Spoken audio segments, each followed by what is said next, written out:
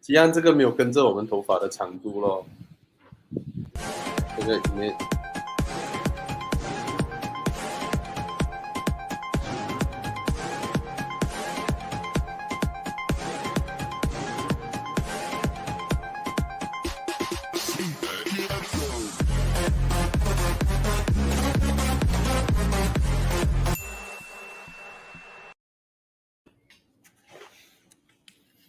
Hello.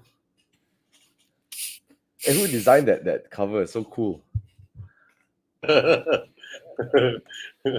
think Chi Yang and Kevin did it. Nice. Yeah, it's been 1 year since we started the first live show. Yeah. Yo, Jules. So fast, huh? 1 year, or time flies, huh?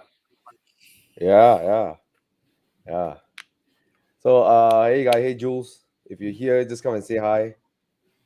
Why my face look like that one? Wait, what's that? That's the first session, Chi Yang. Yeah, oh. 是啊, Wow. That's the first session. Wow, Thomas, you look. Bobby is like I'm holding someone's balls. What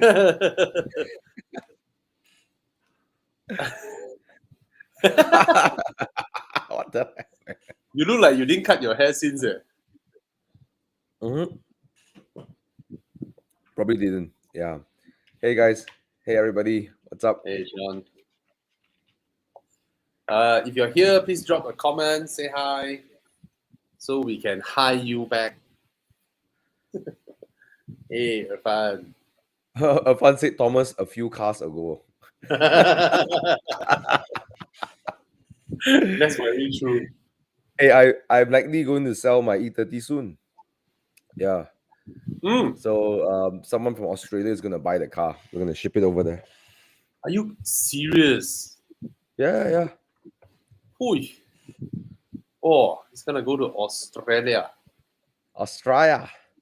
Yeah. Wow, that's a true case of you giving a new lease of life to this car. It was a average E30 4-door 318. Now it became something like potential collectors are willing to ship it over to Australia. That's a testament to the work that you've done to the car. I think the person who bought it had a lot of fond memories in the car and they want it. So it's not really a car because it's a collector item, but it's because it was a personal like memory trip, like for them to remember something, In fact, the guy who referred me to this dude, when he was in Malaysia, he came back for his brother's wedding. He drove the car, and he said it was his first car that he drove manual in, that he learned manual, and his mom drove him to tuition in this car as well, in a 318i. Yeah. Do you recall when Chris had the E30, right? The one he drove to Enduro, Thailand, yeah. It was a dark gray or black with gold stripes, right? I found a picture yesterday with a beautiful rim for his setup. I'm gonna send to Chi Yang now. Chi Yang, I WhatsApp you the picture. You show the picture. Oh, I don't know about you lah, but this rim and this color and that car is like, wow, come Chi Yang, come. No, I sent the picture to Chi Yang through WhatsApp. I think he should be able to show it, flash it up very soon. It's an E30 with also gold stripes, but that rim just brass rims. Okay, loading. Chi Yang said loading. Oh, for the meantime, hi Jeremy, hi Sean, hi GW, Kevin, hi Hari, Che, or KK. Hello, Tupilas. Please, take so long, Chi Yang. It's all right. Anyways, got any questions? You can start asking first as well. Yeah. I'm ready to start driving you guys again this Saturday. This weekend has been entirely busy. I'm kind of, I probably have like 4-5 hours of sleep every day. Oh. Yeah, but it's good. All good. That's how you earn money. Can already. Yeah, it's important things. Those are important things. Important key people in my business that I take care of too. Yeah. Hi Michelin. Hi Tiam Cat. Hi Tony. Hi Brian. Hi Kanjay. Doesn't. Guys, so by the way, you're watching from YouTube, come and join us at facebook.com/Horizon, because over there, usually there's more people, and then you can chat with other people. You can reply their messages, and what ends up happening a lot is that a lot of chat going on there. So you're not just talking to us; you're talking to the other car dudes over here as well, car guys, you know. So come and join us on Facebook. Oh wow! Look at What that! the heck? Look at that, bro! Who designed these rims? The brand Rotiform. Rotiform. Is serious? Rotiform did this? Yeah, I That's love like their art, wheels, way. bro. I love their wheels, man. Like art. Wow. Damn. Nice, right? Yeah. You still want to sell your E30? So already lah. I mean, it's going through some minor repairs here and there, and then as soon as we figure out the shipping, then it should be gone. Hopefully by this month, you know. Whoa. Yeah. Whoa. Yeah. Yeah. It's good. Good. Found a buyer that will take care of this car. It's important. Yeah. Then the buyer asked me like, how much money you make? I say, no, I lose money selling it to you. I don't earn anything. So what would replace the E30? Nothing. You know. Come on. Oh, I mean, the M2 Com is coming already, right? I think everyone knows that already. The M2 Com is coming. That's my daily. Then I don't know, the 155, was it a replacement? I don't know. I drove it a day and it was great, except for the fact that it broke down 50 meters from the place. Yeah. But I drove it. I Italian tuned the car. I whacked it on a few corners. My God, those cars can handle, man. Delicious, Yes. man. Alphas are great at building their cars. It's not as settled like a say like a like a E36 or E30, but this is very interesting way an Alpha moves. You know, it's very there's a rhythm, there's a beautiful rhythm to it. Yeah. Oh. Alphas. You know, when you all say that you are going to the big Alfa Romeo gathering, right? Yeah. I on Muda keep looking at cars. I cannot find anything that I really like. Hey, Thana! Hey guys. Thana, what's up? Yo! Yeah, having issue with my computer today, so on my phone, hopefully it's clear. Hey, it looks good, bro. Looks good. I like your real background. Yeah. Anyways, this is my real mess behind here. Yeah. Okay. Okay, so I got some questions ready. Hey, Tana, man. Tana. What's up, man? So Bobby was just saying that he was looking for after there's an Alfa Romeo gathering happening, I think early July. Then Bobby says he's looking online for Alfa Romeos. You know what's okay, funny? how about this, Bobby? Sorry, Thomas. Yes. Maybe if my Alpha Sats butterfly valve or carburetor is solved, you can drive that now. No, you need to drive that one. I don't think your 155 is ready in time. I'll be ready in time. We'll be resprayed and ready in time. Yeah. No way. The interior, everything is scrapped. You don't even have an interior now. No, the interior is going this week. I'm putting the foam. I'm putting the carpet. I'm putting back the seats. I'm getting some of the parts resprayed, like the plastic things. They're all scratched up. They're going to be resprayed. Put it back in. Then I'm going to go to King of Rims, get the rims refurbished. Then I'll go to see Ake on 15th. And then that'll be like 1 week. Then it'll be out and then ready to go. Yeah. Oh. I went to see Ake. Ake gave me like a 2 months date in the future, bro.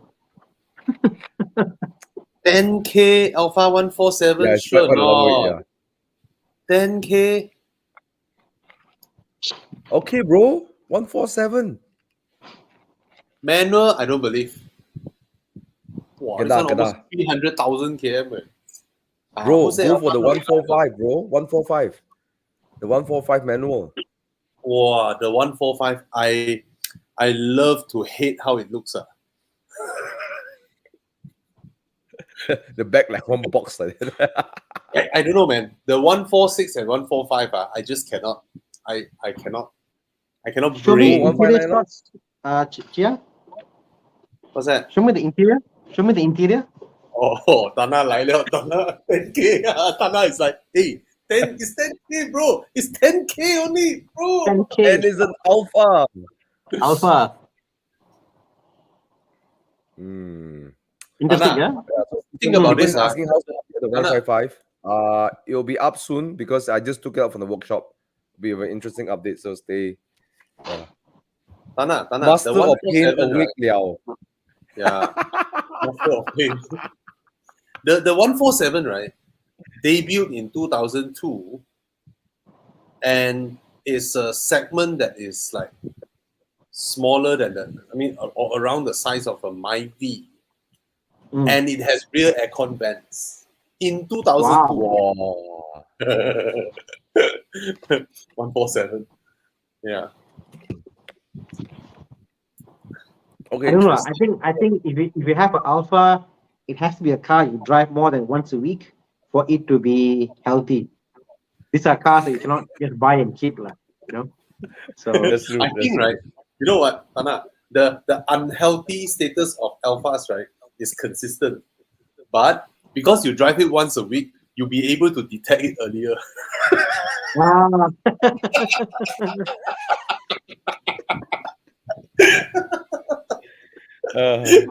But I've had friends who daily Alphas and they're totally fine. They say if you don't daily, apparently is when the issue comes in. It doesn't like to be set idle, you know. You know, I don't know, 4 or 5 years ago when Alfa Romeo Club Malaysia, AROC, when they were organizing the gathering, right? They asked me to help do a shout out for them. So I did a shout out for them because I'm quite close to a few older members, like Pyros. because Fairuz Subsonic, they all, because back in year 2002, I was thinking of buying a 156, but I couldn't afford a 156 back then.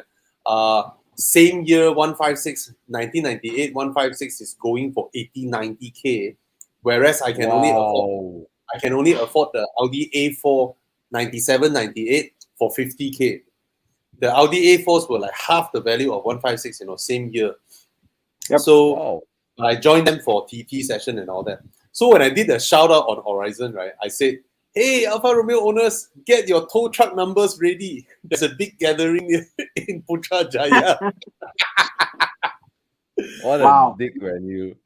Yeah, and true enough, Bobby, how dare you, Bobby? How dare you? Yeah. How dare you? Don't you know by now they already have the number saved? How can you underestimate them? Bloody hell. You know what's funny? And during the gathering, right, the newest car that arrived is a Maserati Quattroporte. Wow. And it died at the entrance. The car just died at the entrance. And I remember. It completely bricked. Like there's no response. The car just bricked there at the entrance. You know, Bobby, I saw a Ghibli in Damansara Heights just bricked. I don't know what happened. See, don't know. And it's bricked. And and then the product fella came and was trying to how to release the handbrake, because the neutral on the handbrake is a bit unique, right? No, so I went there and helped the guy. So you got to go to the passenger side, open the carpet and all that stuff, So he was saying, so he was saying, wow, he don't know, I don't know why to brake, and yes, that's mystery lah. Couldn't start, nothing, zero. Weird. Yeah, all these cars with electronic parking brakes. When you can't disengage them, I don't know why they decide to hide the manual switch, like inside body panels. Like the Jaguar XF, right? You need to remove the center console, the armrest console. You need to literally open it up, go inside, and then the manual switch is there to release it. It's crazy. Bobby, these are even the overcomplication of things. Yeah, man. Even the F30 genre, the generation has a release for the neutral inside the panel. You got to open the panel up, take your key, and then flick it open to do. But the newer BMW, apparently, you got to go underneath the car underneath the car to go to neutral. Can you imagine a tow truck coming in like, wow? You know, they Mind ask blown. apa kereta? BMW mana? They ask you. Yes, BMW. yes. Yeah. And you know what? Last one is just really funny. Just before you start going to answering questions, some modern complication of things. My uncle drove his Cayenne 958 from Singapore to KL, and then halfway through the reading came out. Oh, oil level low. Please refuel or please top up. Oh, so he stopped by. He bought a full because it's really low, right? According to the sensor, it's like at the bottom. No? So he went to pour in a full 5 liter of engine oil. And then when he drove, then waiting for it to readjust. Then he drove like less than few kms. He said you are still very low. So he drove from Tangkak all the way to Seremban. Then he bought another 10 liter and dumped it in. Right? He just did what the computer said to do. Then when he drove to KL, then got white smoke come out. Okay, probably Bobby. Probably we should do a safety warning. When he drained the oil, there's 17 liters inside the engine. What the hell? How did it fit?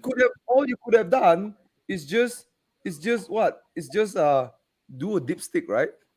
Yeah. Right? Because he called and said, hey, call my dad, where's the dipstick for a Porsche? He said, no dipstick. No dipstick, no.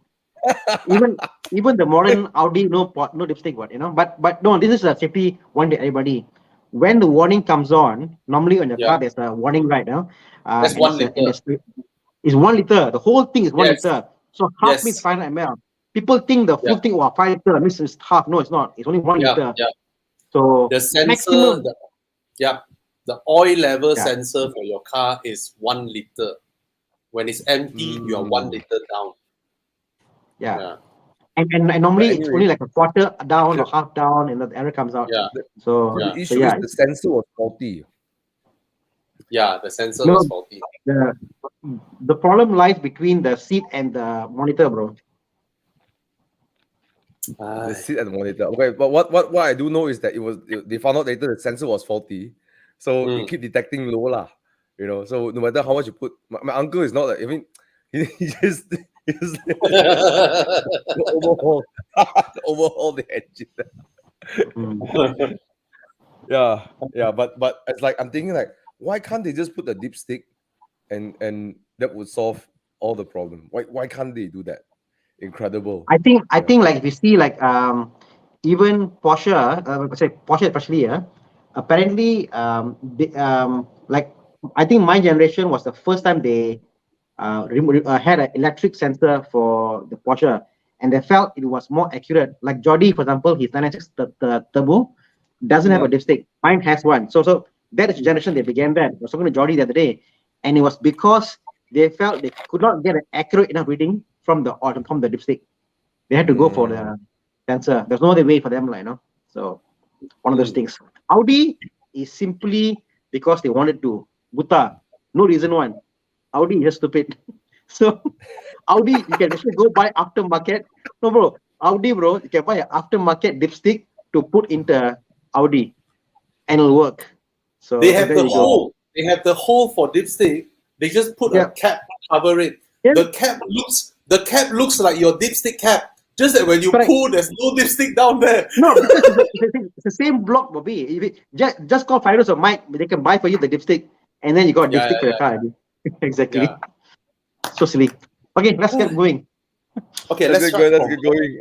Okay, we're gonna start the questions from. Let's do this, and then we start from bottom, and then come back up. And if we miss anybody, you'll just re-ask your questions. Okay. Okay. What is that? Chiang, is that you or who? No, it's me. Okay, we answer this one, then we go to bottom. Okay. Just answer this one first. No common issues. Just Mazdas, they tend to have control arm noise earlier than Toyotas. So your bushings and all that. Just get the car inspected. I don't think there are any common issues. They are fuel efficient, they are powerful enough, reliable enough. So go ahead. Okay. Come. Cool. Let's start from bottom. Hi guys, need suggestion for my new car. Monthly installment 7,000, monthly travel 4,000 km. Family of 4 is my only vehicle. It's quite big, and SUV, sedan. Yeah. First thing first, I think if you're a family of 4, you must have more than one vehicle. Family of I 4, just, installment 7K. 7K can buy Panamera already. Can or not? Panamera I mean, is not a what? new one. Not a new one. 600,000? Yeah, you 600,000? can buy like 500K Porsche Panamera already. What are the prices now for Panamera? Let's see. 2018 the one 17 go 18 2018 Panamera. Oh, still very. Oh no, you get 500K. 500K, about 500K, a 3-liter turbo, very reasonable price. Yeah.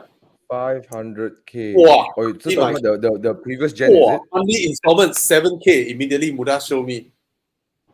My gauge. You're talking about the previous gen one, right? No. Current gen Panamera. 2018. Okay. Yeah, you can click, get a click 3.0 for one. 500. Yeah. Simply click one. You click and then you go inside and then you can see the installment. Click and then you scroll down. Monthly installment. Pam! 7K. I think you can either do this or Cayenne, but Cayenne also is in a weird spot right now, right? But Panamera is way more luxurious than Cayenne. The material used and everything, right? It's a beautiful 4-seater, seriously. And 3-liter turbo. Space, I don't know, it's big enough, though, bro. The boot is huge. The boot is huge. Yes, it's a hatch. Good. It's a huge boot. It's big. It's almost like a SUV because of the shape. You know? Yeah, it's a beautiful there you car. Go. Beautiful car. There you go. 7,000 a month. Get a Panamera. And before you go recon, you go and check Porsche pre-owned first. Okay, it's always nicer to go Porsche pre-owned first before you go recon. Sometimes you wouldn't know. Some great deals are there. And then Porsche, you can get what? You got the 14 warranty. anything, warranty, Sorry, recalls, what they do for you. Porsche, you can extend up to, I think, 14 years or 9 years warranty. You can pay the money and extend. And Thomas also said the recall programs from Germany, they will contact you, they will have your record, they will change the parts that needs recall, so they will do all those. All right. Oh, this one, go to KL Auto, the expert in this.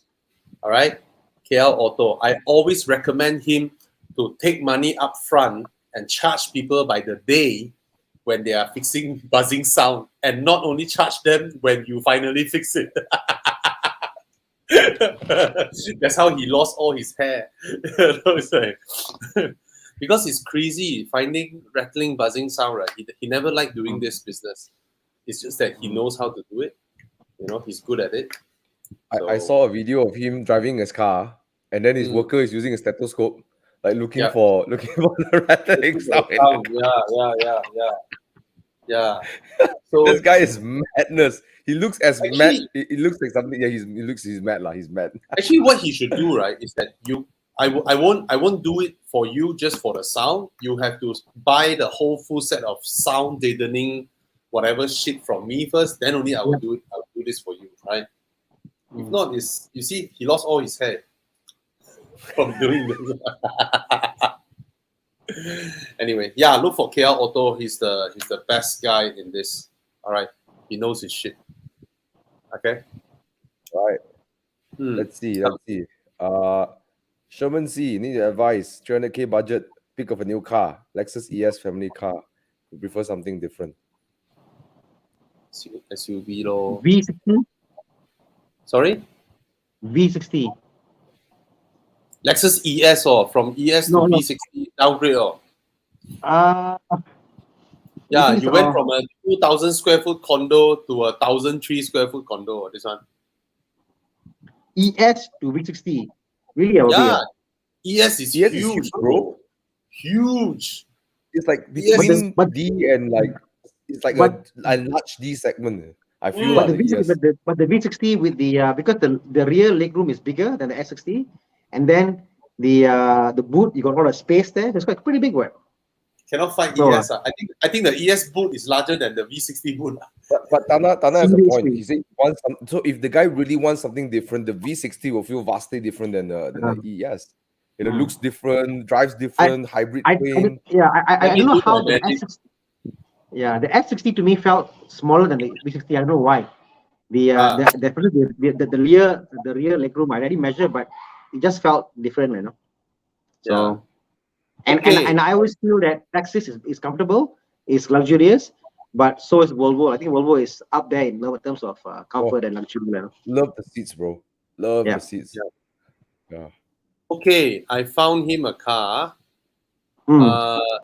Go check out 2019 BMW 7 Series. Wow, you're right. Oh. The price is crazy now. Okay, Sherman, see 2019 BMW 7 Series. You can really feel the upgrade, and it has slightly more legroom than the ES, and the finishing, the materials, the technology is you will feel very happy. Get a 2019 BMW 7 Series. Again, go look for an official pre-owned first before you go to used car dealers. And when you go to used car dealers, you go for local units first before you go for AP. But I don't think there are AP units of 7 Series. No, They lah, cannot they don't, compare. lah. So I don't think But there Bobby, are APs. Yes? on Sherman Shee's question, if it was a Yep. new car, not a new car, so if it's a brand new car off the lot, what would you pick?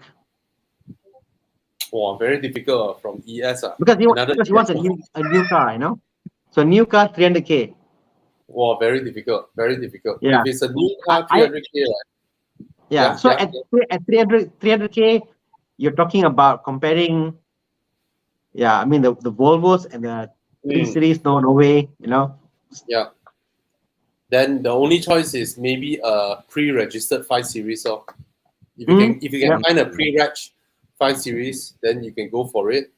But I reckon if you go to, let's say, Quill, their pre-owned section, or Ingress pre-owned section, you know, or Auto Bavaria or Sime Darby used cars, you'll be able to find some really good deals. Because the thing is, there are so many 7 Series out there. And if you're lucky, you find a 3-liter turbo version, the one without hybrid, hey, go for it. All right. Okay, 300K, go for 7 Series or S-Class if you fancy an S-Class. Okay? Yeah. Bobby, quick question, Bobby, before we go on. I know you did it last weekend. New Civic review. Oh, yeah, I just drove the Civic. Thank you so much to our viewer, Jeff, for letting me drive his Honda Civic. For those who don't know, even Honda bosses don't know, but there are people inside Honda that took my name out from the media list, so they don't let me have the test car because they personally don't like me, not their bosses, not the car company. They don't know. So anyway, the Civic, it's if you compare on paper, right, there's nothing that the Mazda 3 can compare against the Civic. The Civic is more spacious, basically more comfortable, more practical, more technology. It has everything covered. Power-wise, yes, the power is there. Of course, we went for a Genting run, so the CVT whine is there. But I don't know how they do it, but the CVT whine sounds more like a supercharger whine. So I don't mind that. It sounds like a supercharger. Whee! Okay. Now, in terms of handling, it handles. In fact, it's better than the FC, but only slightly. But also the fact that I think they benchmark against VAG group cars. It handles like a very good VAG group car.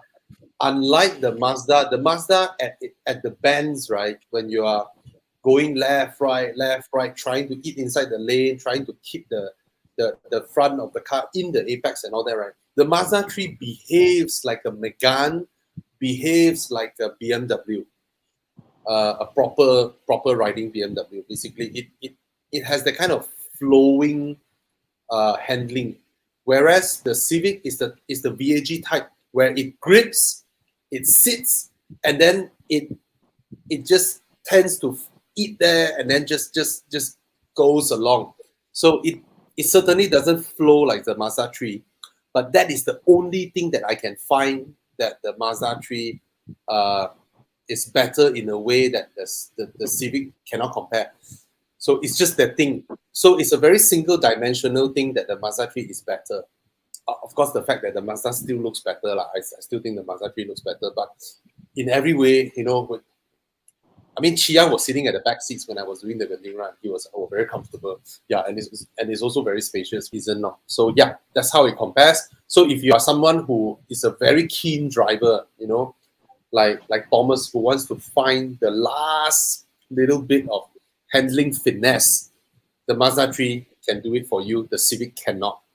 Right? You won't feel that kind of intuitive driving with the Civic, but it does so very, very, very competitively. Yeah. So anyway, wait for my review lah. It's gonna come out. Yeah. Yeah.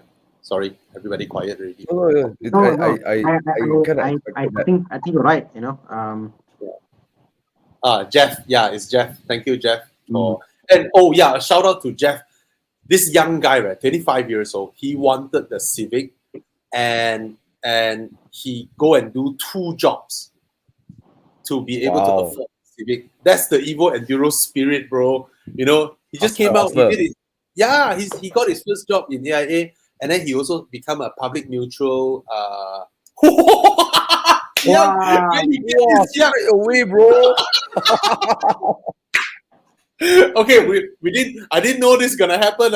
Okay, but basically, he became a public neutral.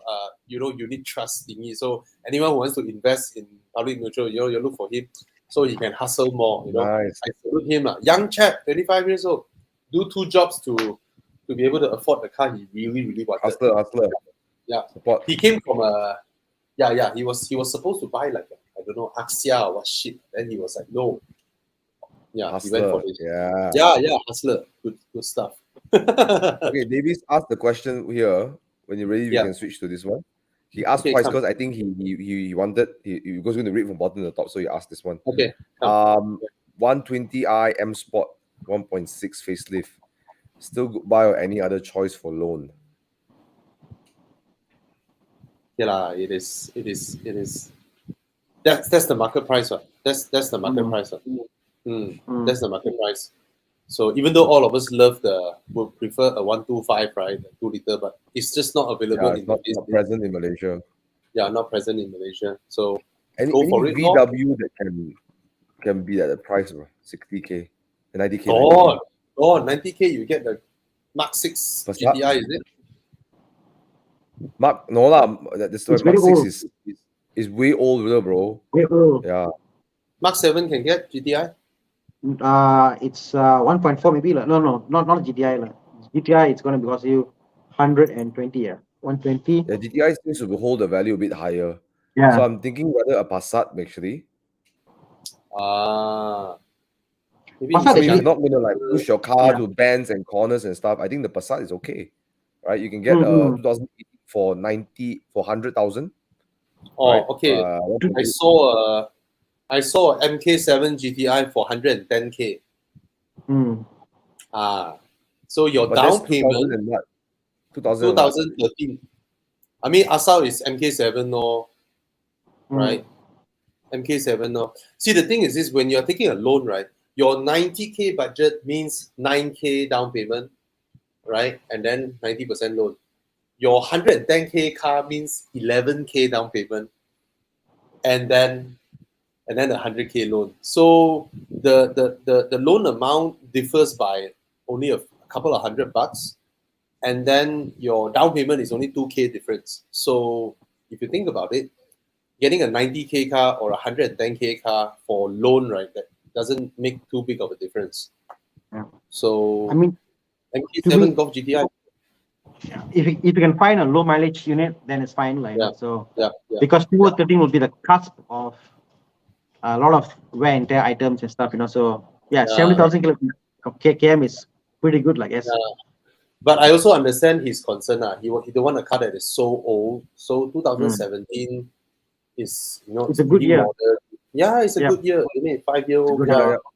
And then you can still buy our extended warranty. So you can actually go to you just search Evo Club extended warranty, right? You can do a inspection of your car, and once your car passed the inspection, which means the car is healthy, then you can buy the car. And when you buy the extended warranty, when you buy the car, your inspection cost will be free.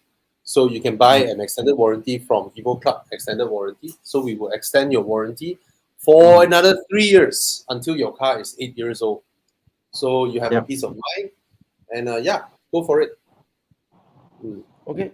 I think it's a good buy lah. There's not things can really compare in that segment. Yeah.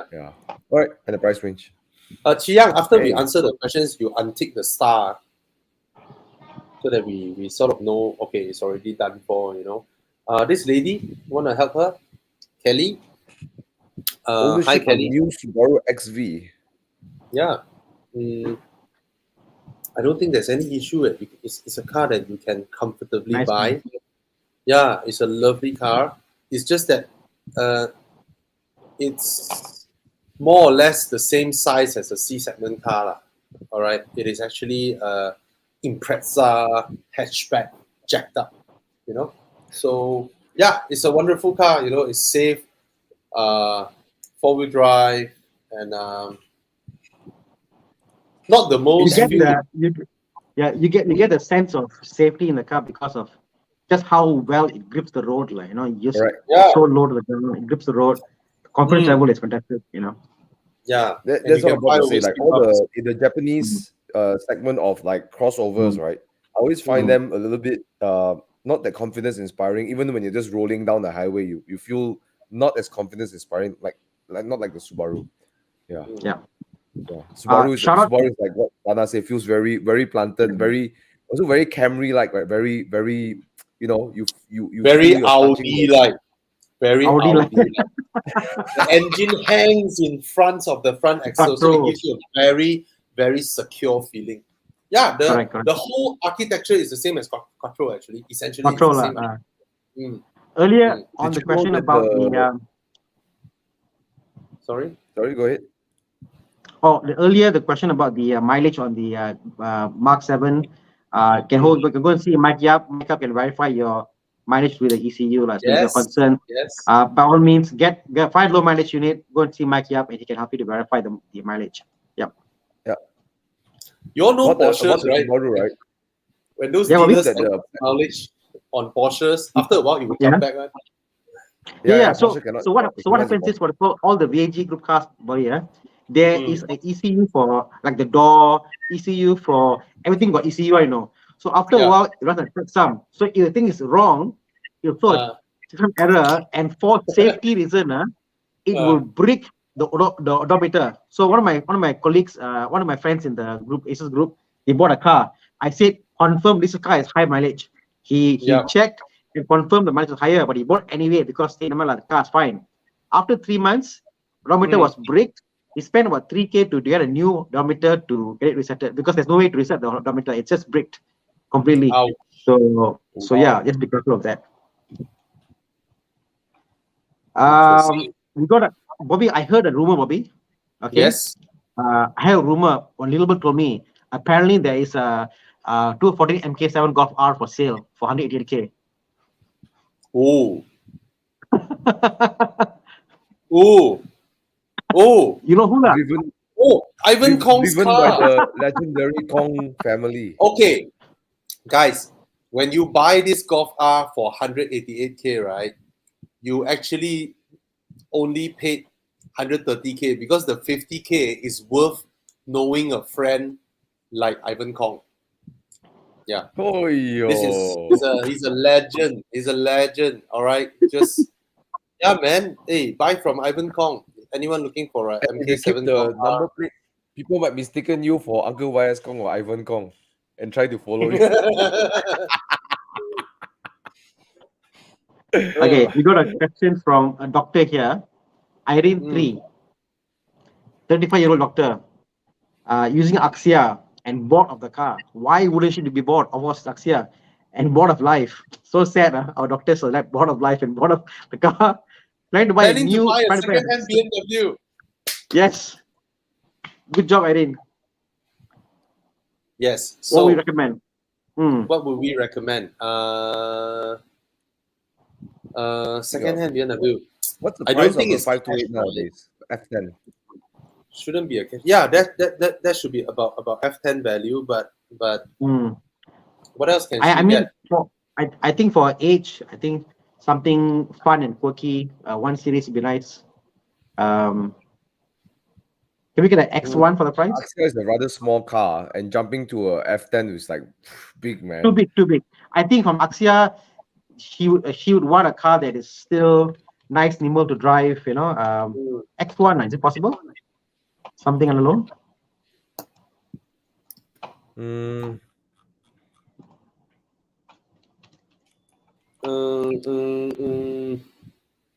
Unfortunately, Z4s are all cash buy. Wow. Yeah, I was looking at convertibles for a bit. Yeah. Yeah, wait. It'll be a loan car, lah. Yeah. Yeah, I believe it will be a loan car. 90K. P28i lo. Right? Get a 328i. 328i, yeah, or 428i. 428i. Oh. Can get 428i, man? Cannot lah, this price. 4 Series, cannot, I don't right? think I don't think it will drop below. Okay. Now I'm gonna throw in a curveball. Okay. Yeah. Okay, Irene, I know that you're looking for BMW, and I know that your budget is 80K. Okay, I'm gonna ask you to do something that's perhaps outside of your budget a little bit more. But if you can have the means to stretch it, I think you should go for a Mini. Right? Yes. Go for a Mini. Okay, 130,000, 135,000. You can get a 2015 Coupe S. I mean, that's cute. It's different, right? Okay. Means there's a 1.5. Okay, honestly, I don't like the 1.5. But if you're okay with the power one, it's cute. Yeah. Wait. Hey, where did I found it? I found it the other day. Talking about the truck up there one. What's that truck? Carlos. Daihatsu Grand Max. He featured with the Mini truck. Wait, I'm working very, very hard for Irene here. Hey! Ayo, Carly's website really. Yeah, look. Mike Yap says Mini Cooper for Dr. Irene, right? And of course, I don't know what this means, but I don't want problem. Right? All right, but you can look for a fun if you're looking for Mini. But I think a Mini will be cute. Yeah. I found it. It's not something that you think of boring. The car is not boring. Okay, say bored of life, bored of right. It's not boring. Yeah. Okay. Click and show. All right. Come. I'm excited. Ooh. Yeah. That's a very good suggestion. Very good suggestion, Thomas. All right. Yeah, you're not gonna feel bored driving Mini. You don't look bored. When you look at the Mini, you don't feel bored, right? It's not. Yes. And this is a 5-door. That means you can buy it with like a 10% down payment, unlike the 2-door. 2-door will be 30% down payment. Look at the car. It's so cute. It's lovely. Look at its interior. The thing is this. I actually like the butt of the 5-door more than the 3 doors. Yeah. A Mini feels more luxurious than a 1 Series by far. Absolutely, yeah. All right. I had the S, the Coupe S 2014 5-door, same color, and it's actually fairly practical. I take my parents out, and 4 of us will go to makan at Pudu, we'll park there because it's easy to park with a Mini, yeah. So Irene, if you're still watching, please let us know if this fits your bill. If this is something I think this would be great. Yeah. It's much better than any 80K BMW you can find out there. All right. Oh yes, it's absolutely. fairly new. And the new Minis, the interiors are very, very well built. So go look for something like this. 1.5 liter turbocharged. Lovely interior, 4 doors, very nice car. Okay, Mini, yes, go get a Mini. All right. All right. Let's see what else questions do we have. Watching from Jakarta, question: R8 2000 or Gran Turismo 4.0?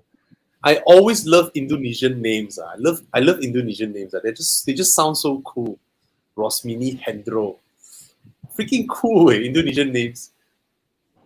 Gran Turismo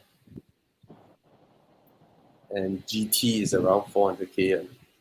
Love the Maserati, but scared for reliability. Well, we have a very, very active Evo Club member who just whacks around in his Maserati Gran Turismo, and then he was like, the car is all right. Maybe he drives it every day. But I tell you what, the Gran Turismo, right, is a fantastic 4-seater. It sounds amazing. It sounds amazing. Whereas you have to shift the gear yourself to keep the gearbox lasting. You have to shift it and not doing the floor on the floor throttle and then press the shift. You have to let go of the throttle, shift, and then throttle again. You treat like that, then it should be okay. Yeah. That would be the same with the R8.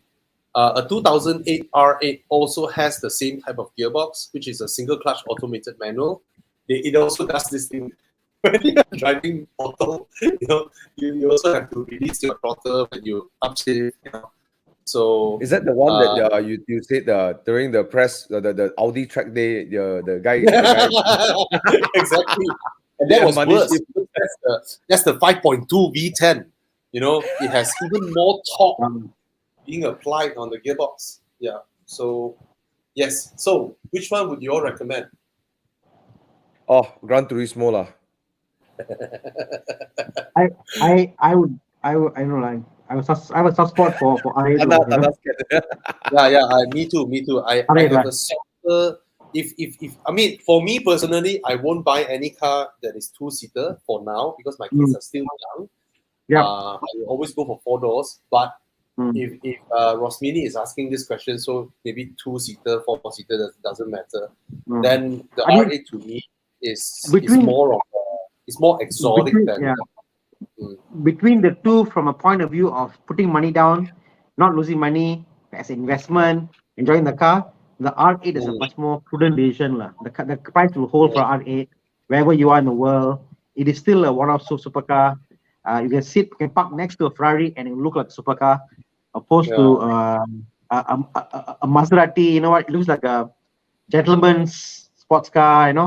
Over time, newer cars will come. So, but for me, the Maserati is more towards the Aston Martin side of things, Yes, correct.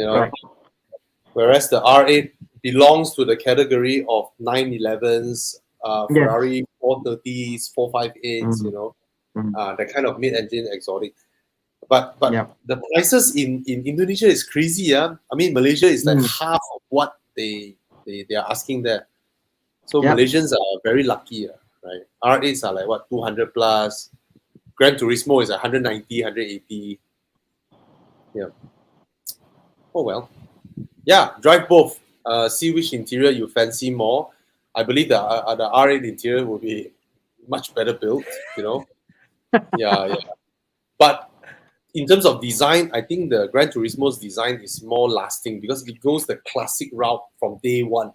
Whereas Audi went the high-tech route from day one. 14 years later, it's no longer high-tech. Then it actually looks old, But either way, I'm more towards the R8 side. Yeah. Gold color. I like the shape, not the color too much, but anyway. Oh yeah, it's a beautiful car. It's beautiful. Let's see. The Gran Turismo is beautiful. Thoughts on the used Clio GT going for 50? 50,000 can get a Clio GT. GT is the 1.2 one, right? 1.2 or 1.4, I don't know lah. But it handles beautifully. It's very comfortable. It's very beautiful. But it has a useless dual clutch. The dual clutch is like the slowest dual clutch out there you can find. Maybe slow means reliable. I don't know. 1.2 turbo. Yeah.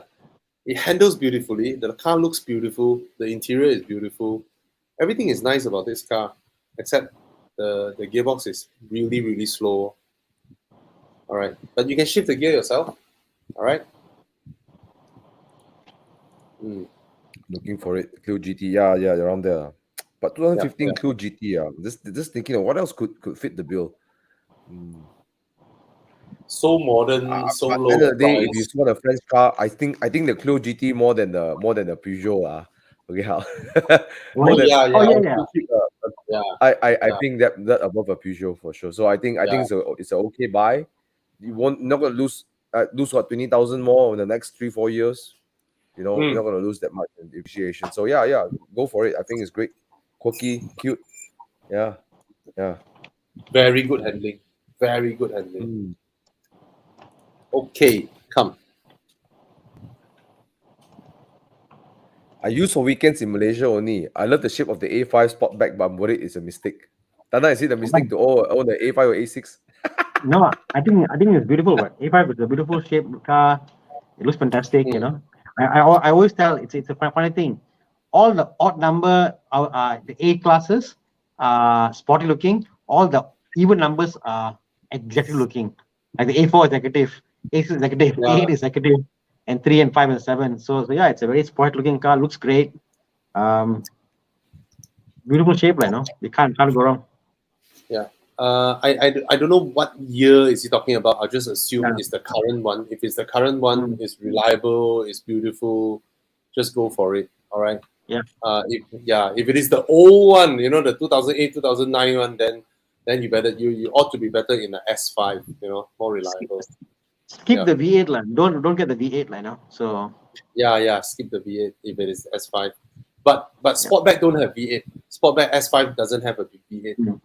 But if it's the current one, the new one, the 2-liter turbo, very reliable. Go for it. Okay, apa lagi? Come. Nissan Serena C26 facelift version, looking for 7-seater MVP. What is sliding doors? Not more than 8 years, below 80K. Okay. I never like the train Serena.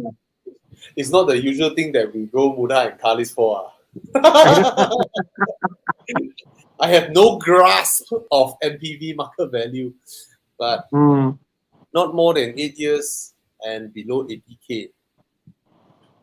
Not more than 8 years, below 80K. I guess the question is, what other MPV do we have that's sliding doors now? You know, I met the GM of Hapsing PJ, right? Hapsing, right? PJ. Okay. Anyways, I asked him, right, what car you guys get to sell nowadays? Oh, we got Vito, lor. I mean, you sold all your cars and now you have no more allocation. So what cars do you have in stock? Vito. Imagine go to Mercedes like, hi, I'm looking for an A-class. So why don't you take a look at the Vito we have stock today?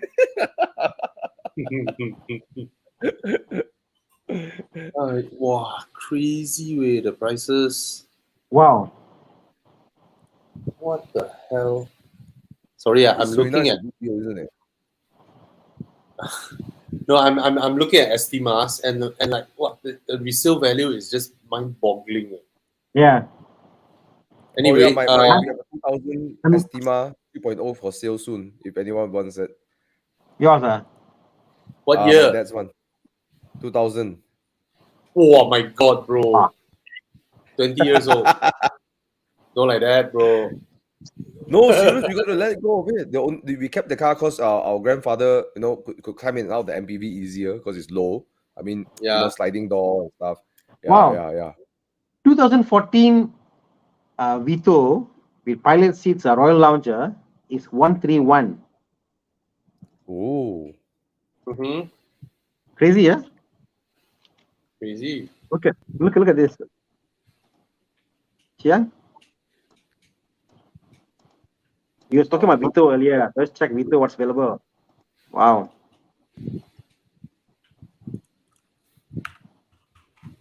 Yeah, I don't think we can really help this person out too much. But Yeah, I No, mean, check out the Vito's screen behind. Jiang, show this picture. Back screen. Okay, click on the pictures. You know, I wouldn't recommend a Vito, but Yeah. Roger, I think you just take your budget out there and shop for an Estima. All right. If you're lucky, you can get a 2014 Estima for around 80,000. For if not 2015s, they are like 100K, 100 above. All right. So yeah, just take your budget and go for a Toyota Estima. Yeah. Yeah. I don't no, I think there always are felt Estimas, anything else. I find Estimas always felt it handled better or felt more safer than the Alphard for me. Always felt safer Oh than yeah, Alphard. it's just a sharper ride lah. We have Just Estima on in the family. the highway, it just feels more planted on the highway, you know. Yeah. Go for a. I think you should be able to get a 2014 Estima lah. But even if it's 2013, I don't think that's it's a big issue lah. 130 or 120 Toyota something. anyway. Screw all this Sienta and all this nonsense. You know, just get a proper Estima. You know, it's And the good news is Estima's resale values is ridiculous. You get it for 120, although it'll be outside your budget a bit, but it's going to really hold its value. Yeah. Wait. We forgot about the perennial E-Space. used car bargain. Yeah. Renault. No. Okay, I think this one would be better in Muda, not car list. Japanese JDM AP cars car list have more. But come on, Muda, come on. Wait. I might have an answer. For him. A newer car, a better car. Come on, please load. Okay. I'm close. Shit. Wait. Be patient. Shit, way. Straight up skip way.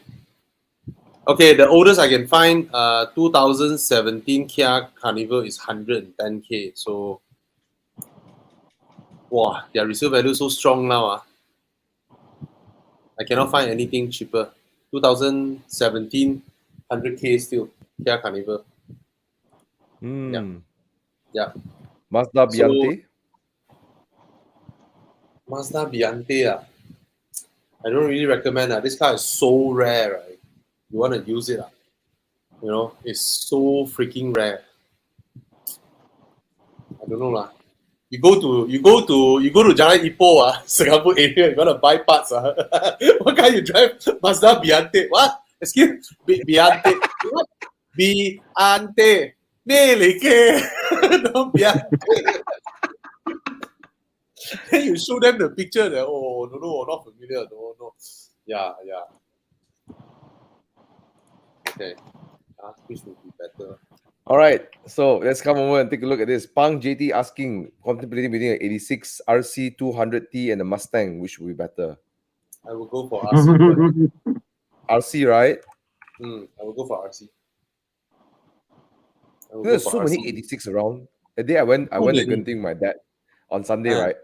On the way up and down, also like at least 4 or 5 86 everywhere now, bro. Too many. Yeah, I will go for RC200. Mustang is the most handsome lah, but then there are so many drawbacks. I'd rather just ride comfortably in the RC200. Looks cool. And I bet it drives really well too. Yeah. The IS platform is okay. But the Mustang is pretty. Okay. I think Thana would agree, right? I was going to say RC, right? Thana is like, I'm a Mustang guy. Thana is like, I don't care. I'm a Mustang guy. I mean, if the purpose was to be noticed, if Pang want to be noticed, Pang buy a Mustang. If you want a car that's all-rounder, comfortable, good to drive, RC200.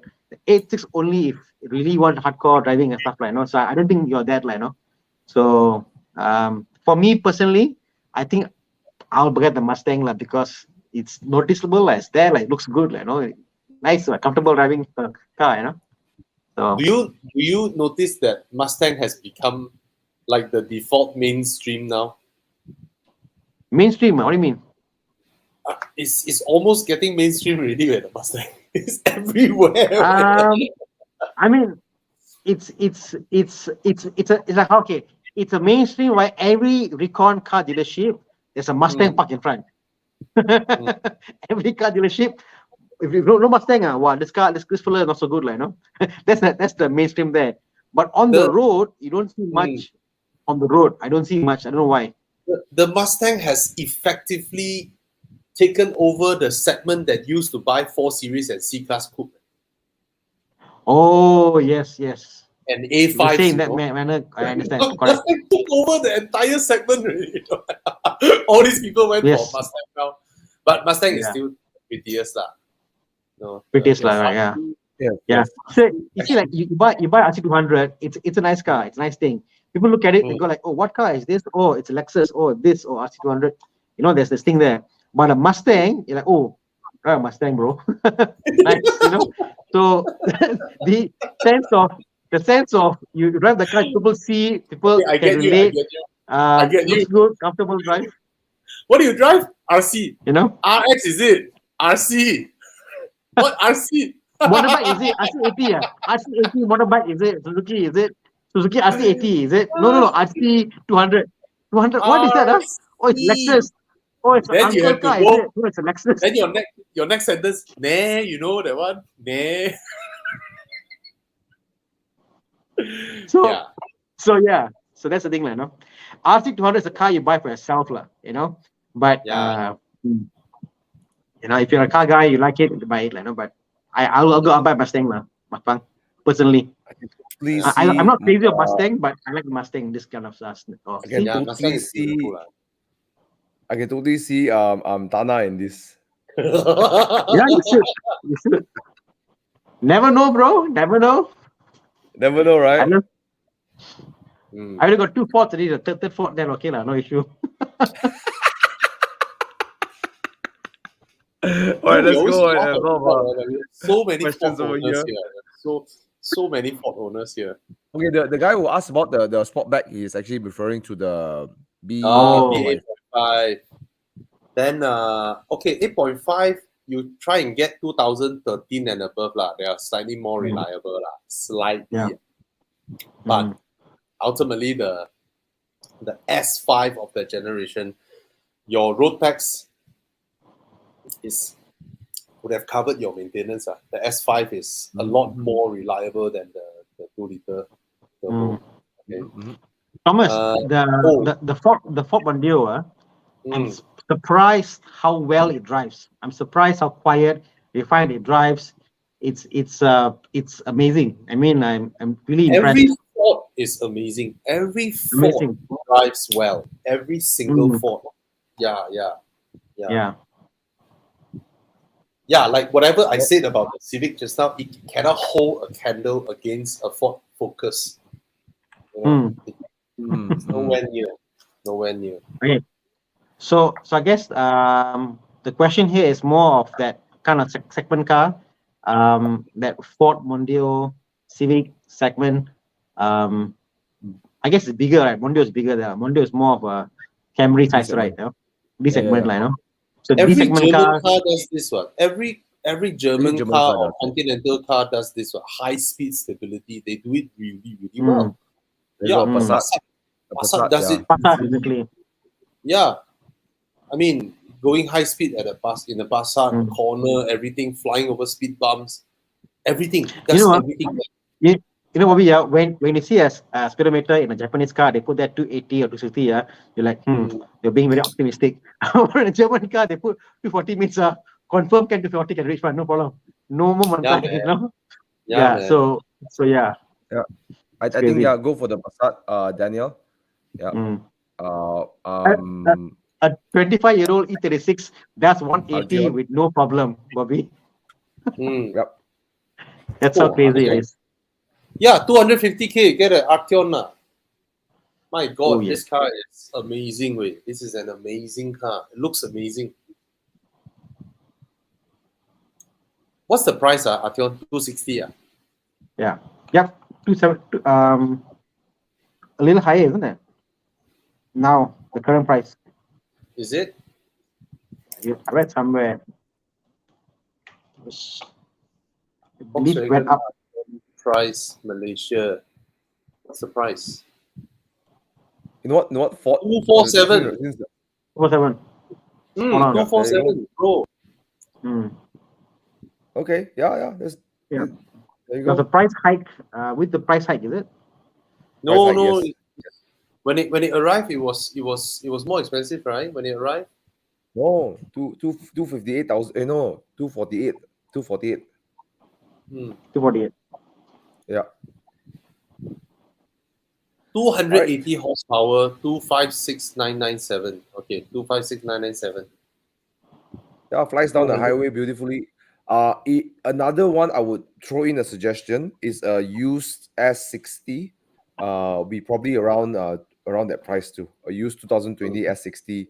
Also have that same nice cruising on the highway kind of feeling as well. Yep. You buy newer, you can only go 180. It's capped. I feel Ford's design is a bit more Older is better. older Yes, is better. Thomas. So Sorry, I find Ford's design language is a bit more mature. So the Volvo has a bit more of that vibe, and Volkswagen is a bit more on the younger Flamboyant, side. right? Passat is a bit more with the clock. I know it looks kind of more mature. The Arteon on the other side feels very very young and very That also plays a factor in which car you choose to. If you like the Mondeo, I got the feeling you like the Volvo a little bit more, than the Volkswagens. Yeah. But I saw some I remember some joke Ford acronyms: fix or repair daily, and then factory ordered road disaster. The day I saw Crispy posted the Fiat 127, right? He took it from me, right? Then one guy said, fix it again tomorrow. Then I correct him today. I-80. Nice. Okay. Come. Oh. So ask about the B8.5. Please advise ABT how to extend warranty. 2012 cannot already. Is too old. If you buy 2015, you can buy 1 more year of extended warranty from us. Yeah. So yeah, I mean, but as long as it's the 2013 and above, right? Then it's safer. It's okay. M4 GTR. Without a question. M4. Yep. Yeah. M4. One is a toy. One is a weapon. One is a luxury German sedan trying to be sporty. One is a sports car. Simple as that. Hey, the M4 is damn sporty lah. All right. M4 it is sporty. Correct. It is a sporty with a Y. Sporty. One is a sports with an S, sporty car, sports car. So sports car and sporty car are different. That's how I do it. I think the M4 is a sports car. I think the M4 is a sports car. I think the M4 is a proper sports car. But GTR is really trying to tackle supercar kind of like. Yeah. Yeah. I mean, put it this way, though. You drive an M4, you go up behind Ferrari 458. The 458 will be like, fuck you, Your GTR, you come out, 458 will signal.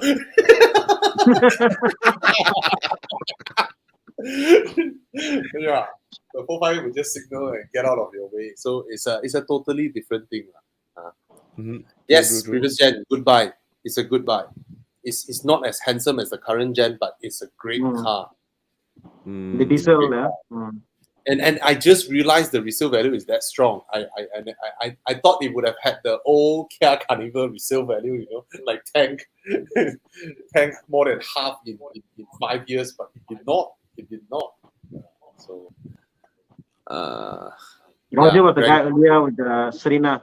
Yeah. Okay. Good one, Roger. All right, Daniel Pa asked this question again because he's asked earlier, so he asked already. So let's help answer this question. So he's repeating it. Budget Budget of 300K is a lot of budget. C43. If you like comfortable long commute, C43 possible. Yeah. Right. But how much is a C63? Should be around there. Should be around this value. Let's see. C63. While you search, I go and get my drink. Oh, but but for long commute, I mean like a long commute, want a nice, comfortable, quiet car, no drama. Wouldn't that be what you want to look at? BMW 5 Series. Yeah, we can do a 5 Series. We can do a M5. Right, 300K is a lot of money. You can do a lot of things. Hey, Jiang, I sent something.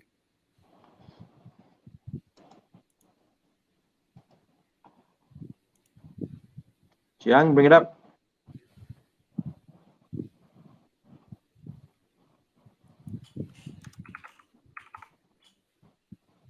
All right, there you go, man. 350,000, a little bit more, right?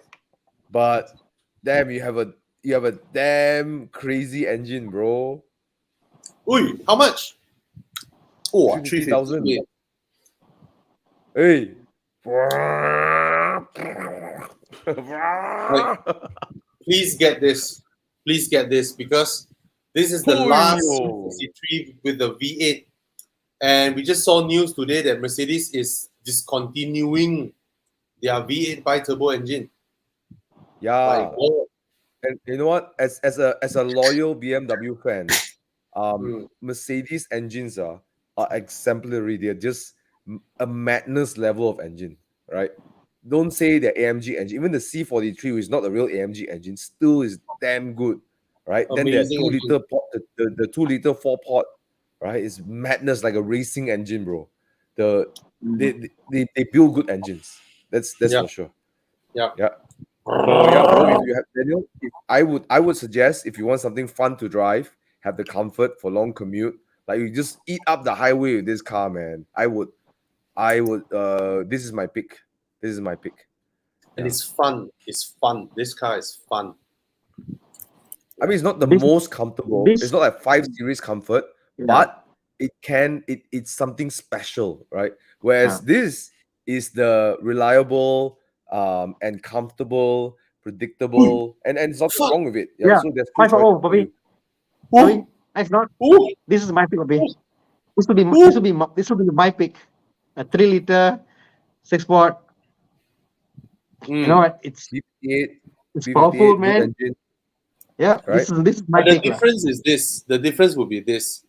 What? This car will slowly depreciate until 80,000, whereas the C63 will forever be 250,000. Forever. That's the huge difference, bro.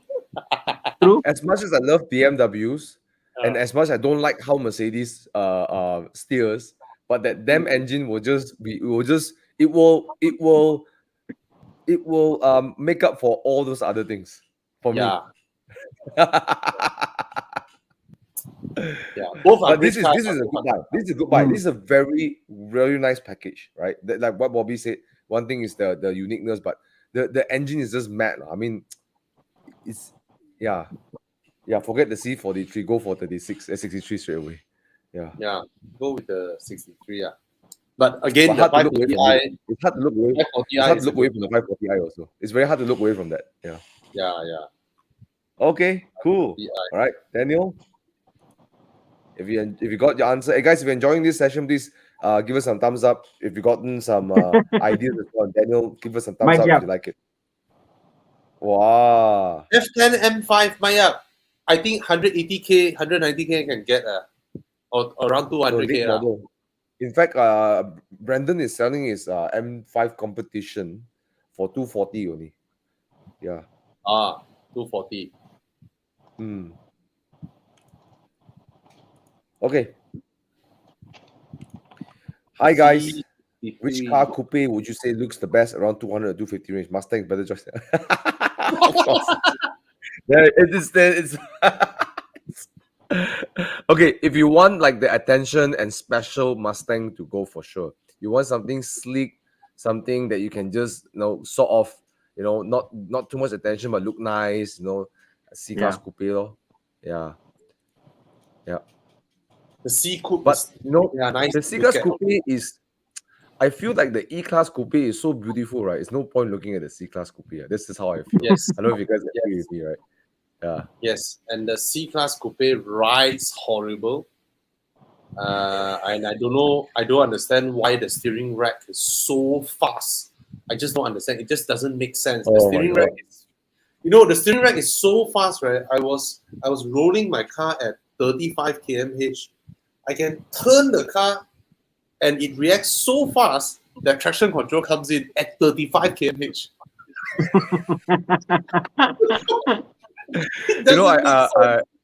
At one point in my life, at one series, I was looking for an upgrade, right?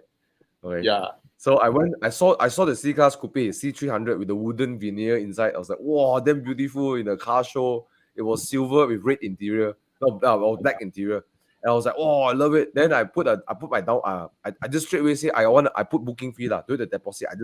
How much is it? Oh, they asked 3,000 whatever. I said I give 3,000. Then I said I want a test drive, but I have no time. I come to your showroom to do a test drive. So I test drive the car, right? I went back to the showroom. Can I have my money back? The same thing. The steering is crap, and then the gearbox is just so many things didn't work well for me. But the steering was particularly very frustrating to drive fast on the car. Yeah. But I have a secret soft spot for C63 coupe. Ayo, the engine makes up for everything. And the wide body.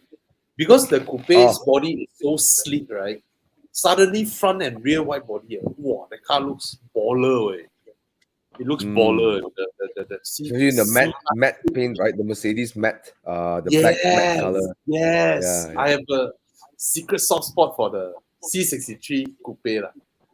But it's no longer a secret. No?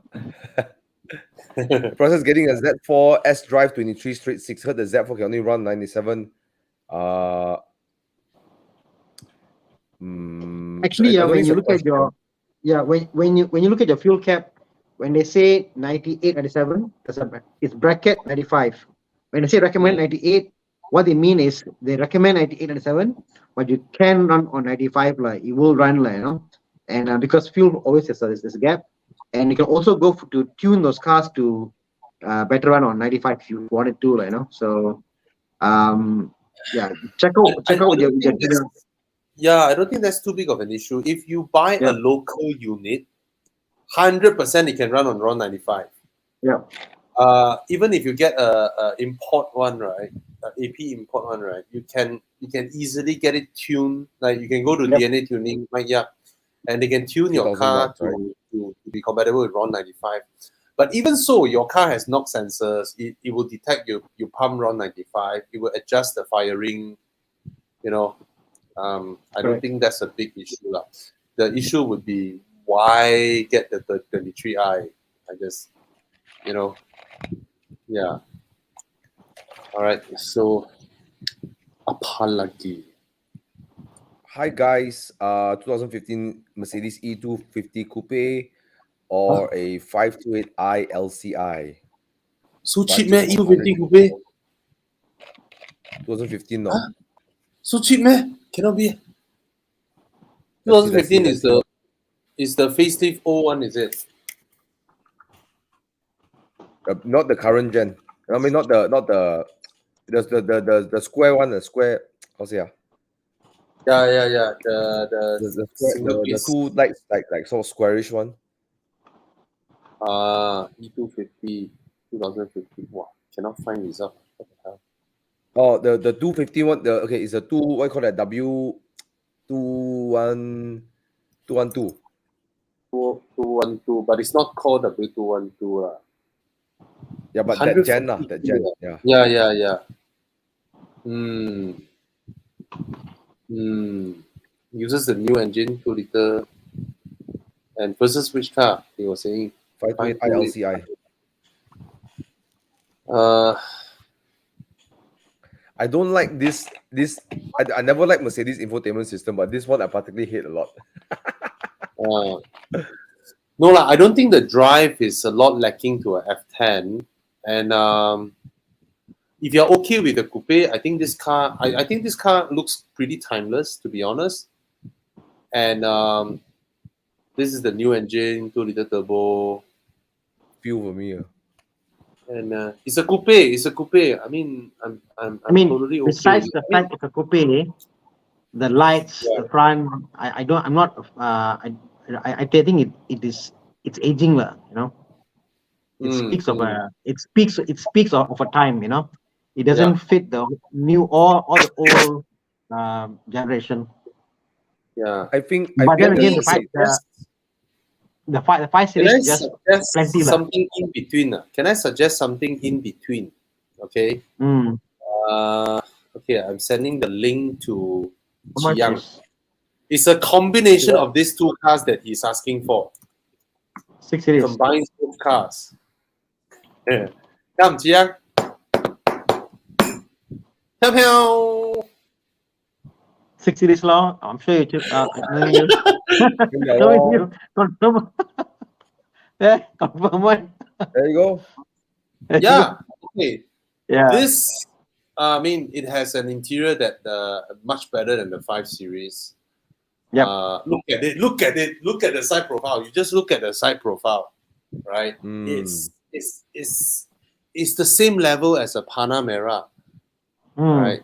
And it's beautiful. It's sporty, and it fits your budget.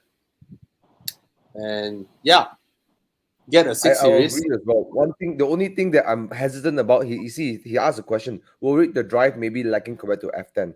I think the chassis wise shouldn't be that much of a huge difference, but I think the gearbox might feel the BMW just tunes their gearbox so well, the ZF 8-speed.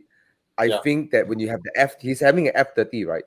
So for him to get out from that into a Mercedes gearbox, especially when it's the older gen Mercedes gearbox, I think he'll be happy with this actually. I think he'll be happy with this. And it's unique, bro. Now you got a 3-liter. It's unique now. You got new experience. All right. And what year is it? This is 2013. 13. Oh. Yeah. 13. Yeah, and bro, this one I don't think you'll depreciate a lot more. I mean, we're looking at 50,000. I mean, how low can it go? Like Panamera price under 50,000. What about 120,000? What about a 2017 7 Series, Obi? I think he's looking for something sportier, you know, a self-driving car lah. Not all the extent, not to the extent where it looks like his father's car or something, right? So yeah. Fix it again, Tony. That's what Jonah said. All right. By the way, Jonah is putting up his shout out. Just help Jonah a bit because he's my childhood friend and my hometown friend. He's selling his CRZ so he can get his convertible. All right. So find his CRZ. Congrats, Jonah. So let's see if we can just flash it out quickly for him. Sorry, tolong my kawan sikit. I can only say good luck lah because there are so many CRZs out there. I mean, Jonah is he's a speaker, right? He teaches people something, right? He's a developer in Segamat. Yeah. Oh, he's a developer. I thought he gives talk show or something like that one. Like he I think that helps. Right. I think he does some health stuff, right? So Jonah, he has a gym in Segamat. Yeah. Oh. Yeah. So either Jonah can package his CRZ into one of his units for sale in Segamat, or he give out a free package of his motivational gym membership. Yeah, something like that. Then because there are so many CRZs out there, I don't know how to help you also. There are just too many out there. 150K Okay, FD2R. 150K FD2R. Buy. If you can Buy. afford it and you really like it, buy it, lor. I mean, it is a unique car. Like nothing will. No, they won't build a car as mad as the FD2R again. I still love how it drives. Oh my god, I still love how it drives over the FK8. Yeah. The so DC2R, right? And you touch the throttle, it's like. It's like. Oh, it's just so nice. Not It's very a mad fast. car. You feel very fast, and it's so nice. Sean Tan Tan is went to the FD2R convertible owner. event. He's a what? Yeah, he's an FD2R owner. Yeah. Yeah. Drop the top. Uyo. When he's in Malaysia. Uyo, 100K, no loan, no need advice already lah. Your cash buy can. I mean, we love it when people ask, I want a convertible and I'm buying cash. Then there's the world is your oyster. All right, and we know you work in Singapore. You pay 30,000 Sing dollar for a convertible. You don't scare your Singapore colleagues will beat you up. Their COE alone is 100K. So just to let you all know, there were some Singaporeans who travel up, and there was this lady who brought her pink color Z4 and joined our event, and she also has a SLK in Singapore. So she has two convertibles, and when she told us, right, all of us were like, "What? Your government wants 100,000 Sing dollar for each of your car for COE renewal? That's daylight robbery, right? That's outright robbery, But she keeps both of it. She pays the COE and then she keeps both of it. Yeah. So Crazy, right? Malaysians, be grateful for what we have. I just spotted this question. Let me star it. So best please advise. Okay, 100K, below 100K. Gone the days where S2000 was around 100K. So Sean, I know you are a family man, but maybe you want a two-seater, but you notice a lot of Z4s. I mean, you don't have to wonder why there's a lot of Z4s, right? Because it's a great package. It looks beautiful. The other day, me and my wife, we were following an MX-5, and then after that we were following a Z4, and both of us was like, wow, the Z4 is just way prettier than the Miata ND. The Z4 is just the E89 Z4 lah. It's just beautiful. So yeah, Z4. What else? Below 100K. Can get Boxster? Be a very old Boxster. No. Even 986 also cannot lah. What else? You have any recommendation? No, bro. I was thinking Z4 too. I want to do the SLK. Yeah, Z4 or SLK. Either these two lah. But I think the Z4 is better lah. I won't look at the SLK. All the other convertibles below 100K is not that modern enough or nice enough lah. The Z4 is proper modern, Yeah.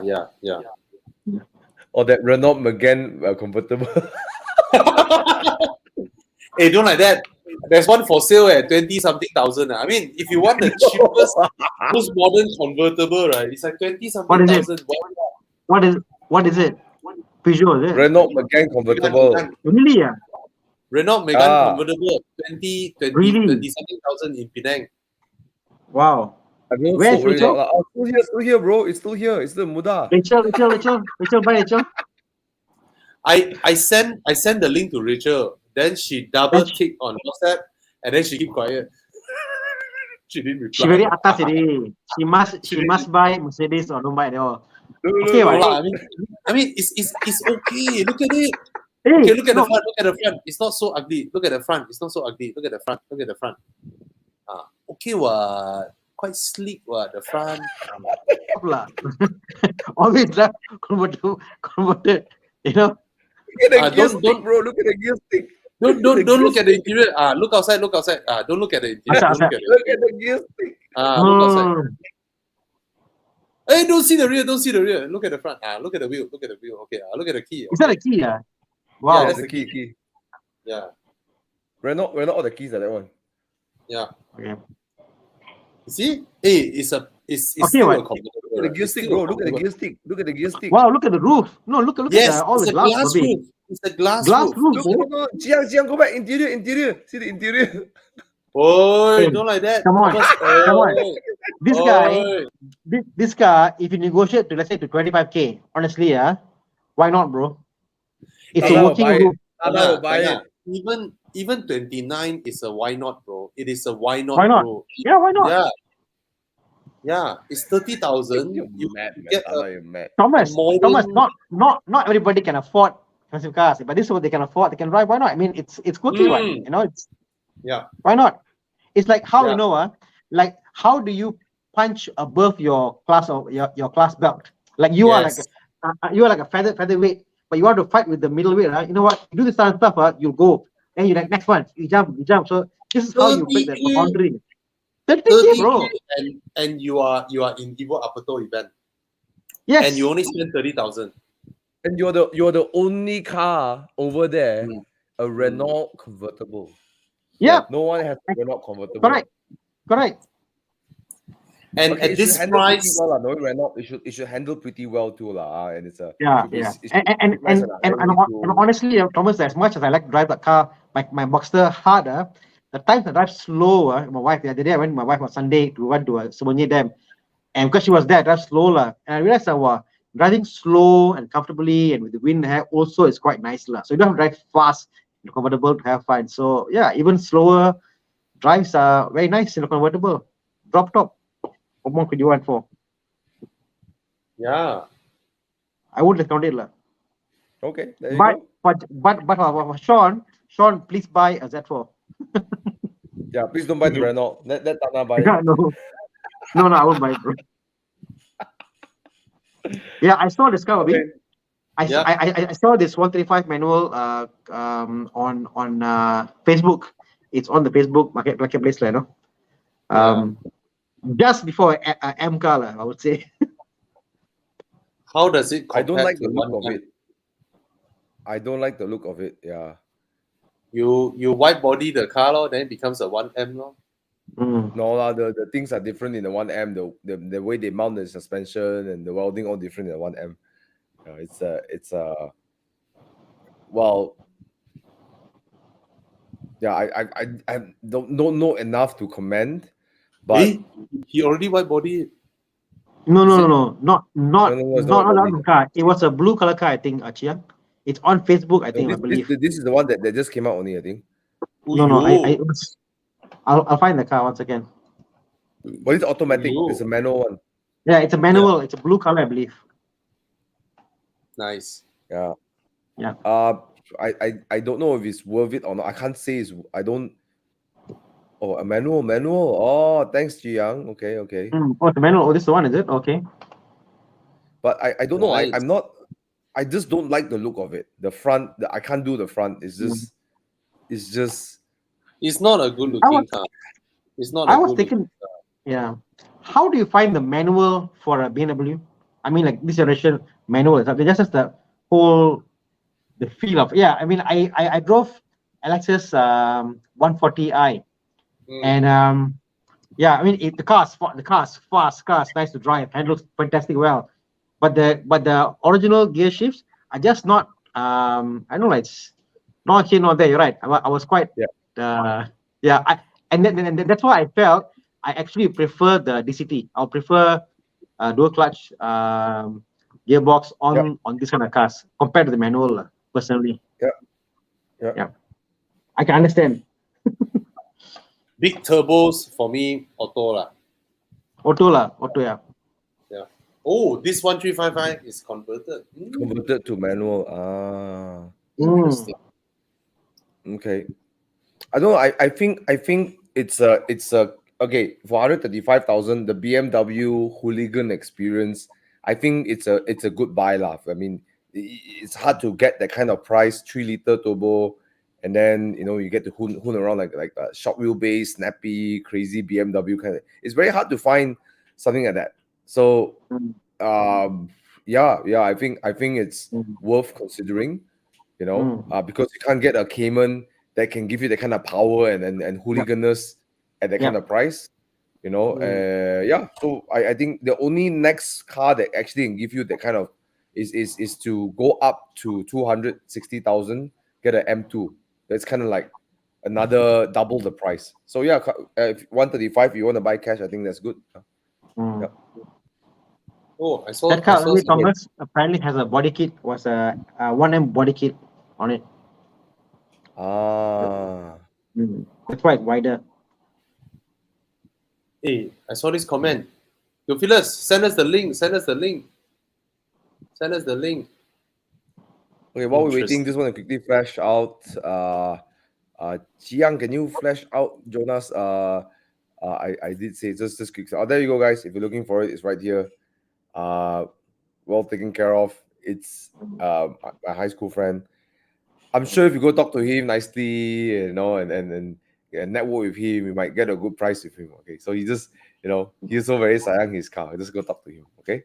You want a review of the CRZ? Go check out my channel. There's me driving the car in Genting. I was so much fun driving the CRZ. Not his car, different CRZ, but it's just an amazing car to drive, like manual gearbox and stuff. It's much fun. Get Thana's link out. I'll look for it. Okay. Next one, Melvin Ng, keen to get a cheap, small convertible, MX-5 versus X60. Wow, I'll go for MX-5 lah. MX-5 for me lah. MX-5. Definitely MX-5 lah. The S660 you can't use it lah. You can't even put a bag in the car. There's no luggage space at all. No,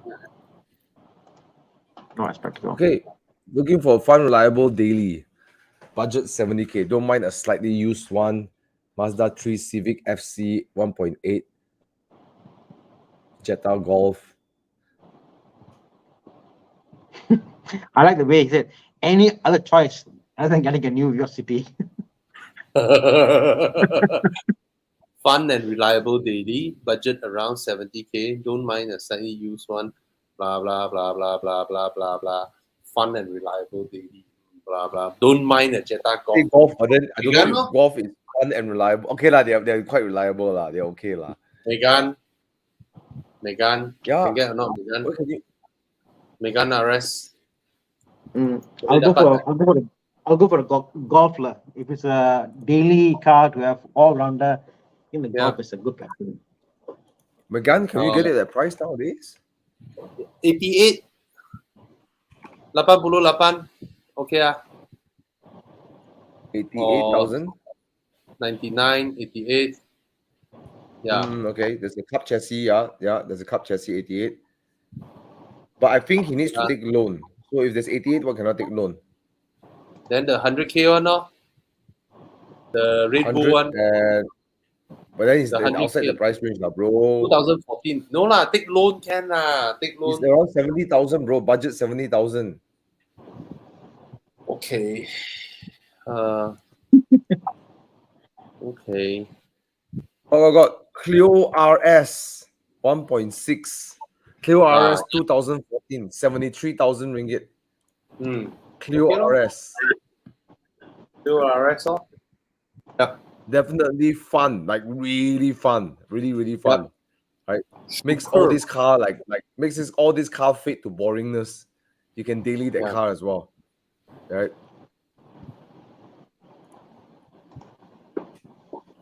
All right. Yeah, Richard should buy this. Yeah. Oh, hey, Con.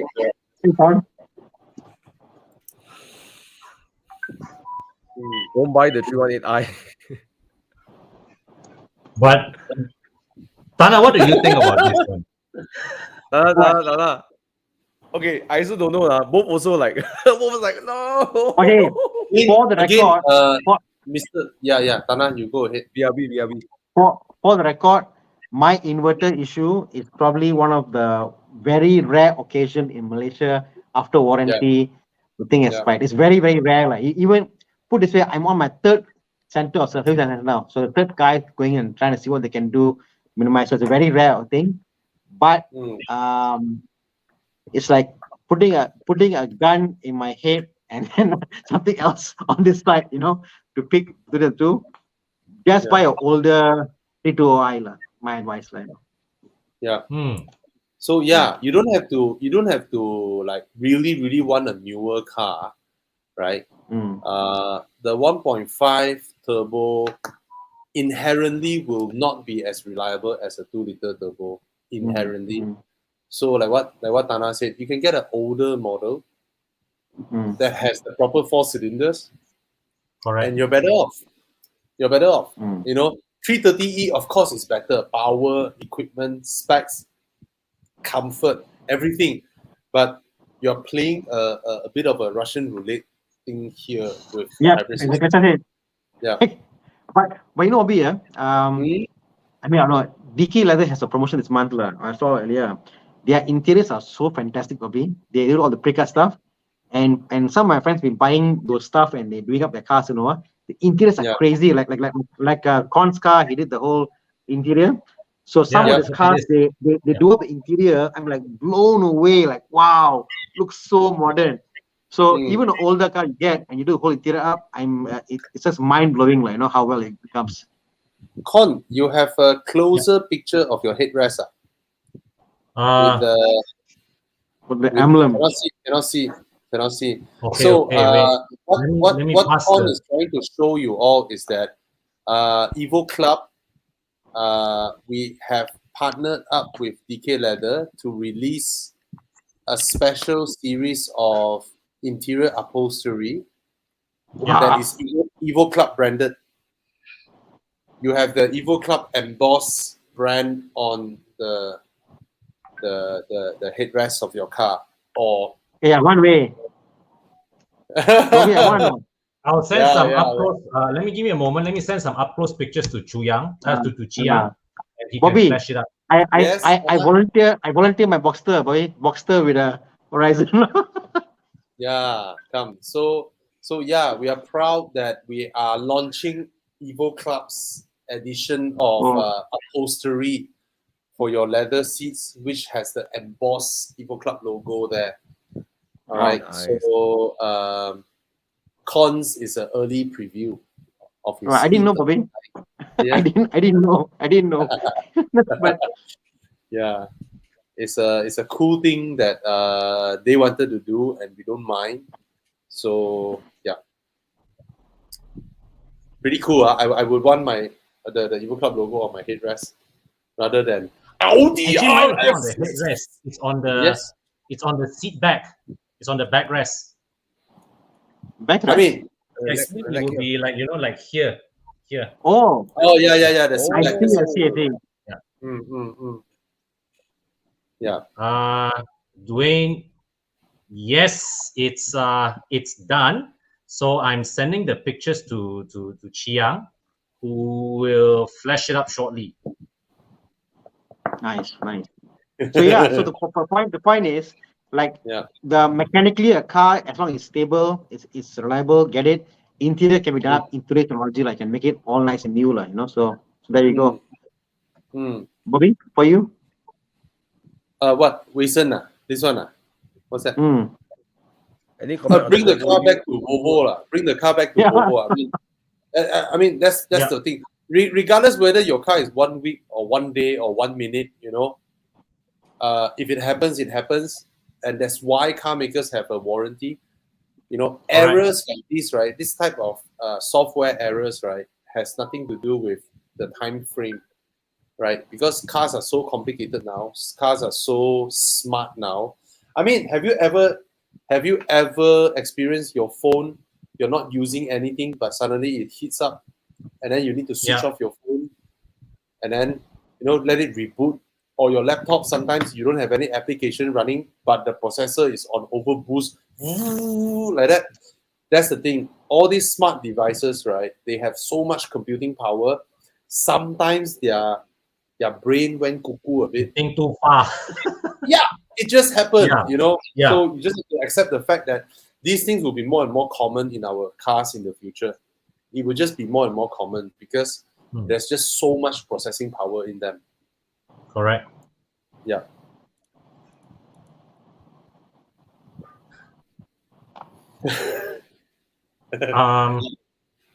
I think we've discussed this last week.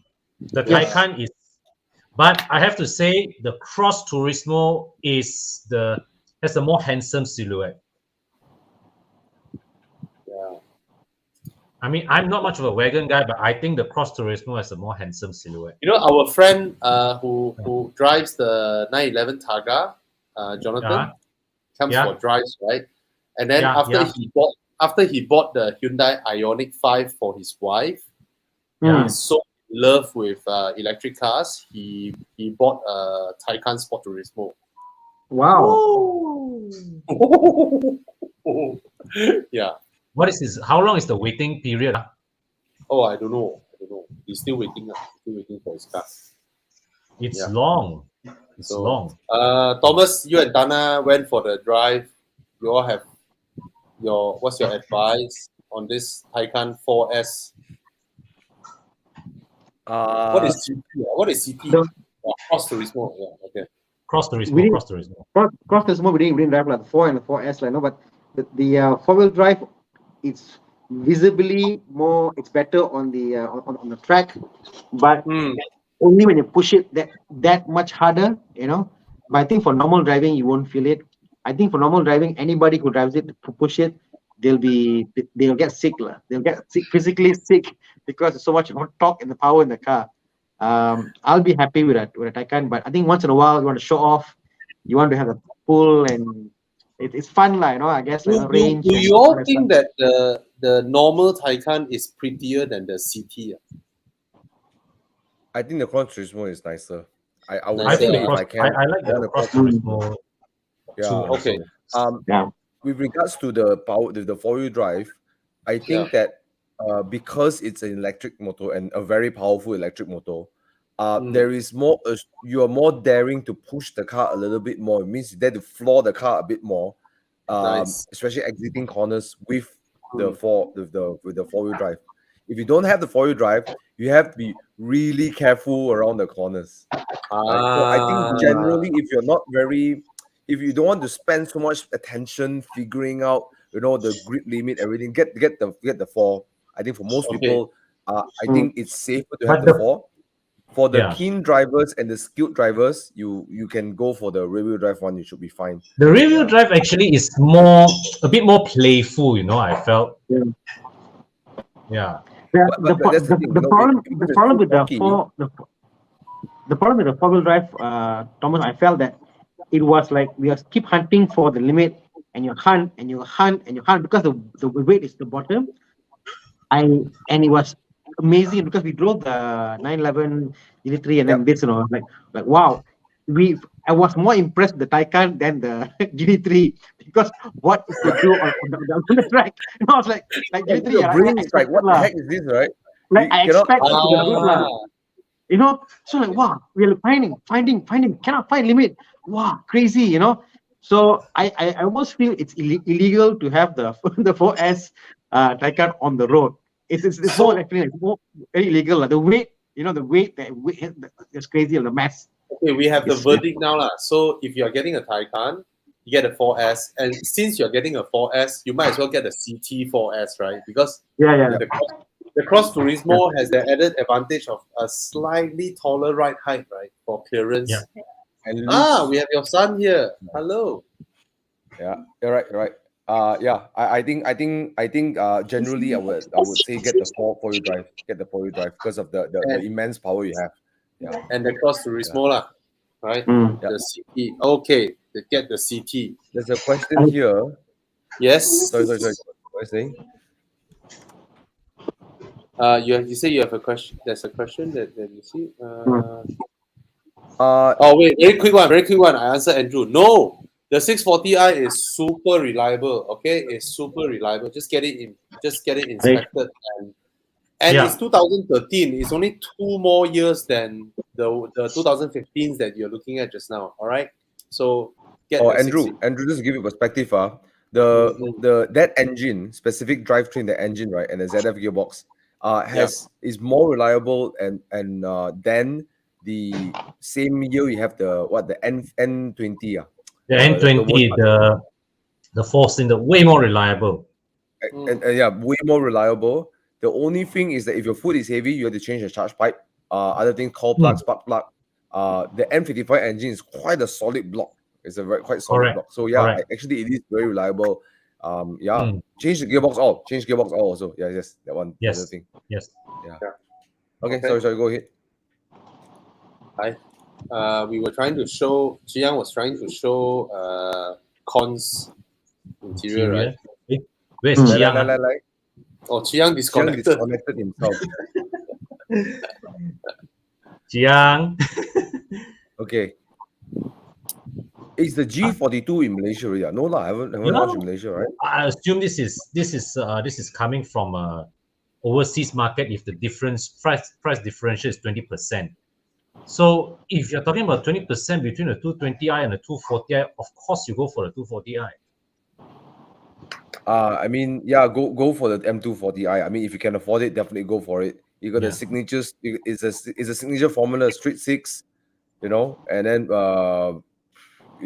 short wheelbase, or not so short anymore, But I think that there's not. I think the 220i. I mean, the 4 cylinders are okay in BMW, but the 6 cylinder just transforms. Yeah, man, 6 cylinder is I think it's worth the premium. It's absolutely worth the premium. Agreed. Absolutely.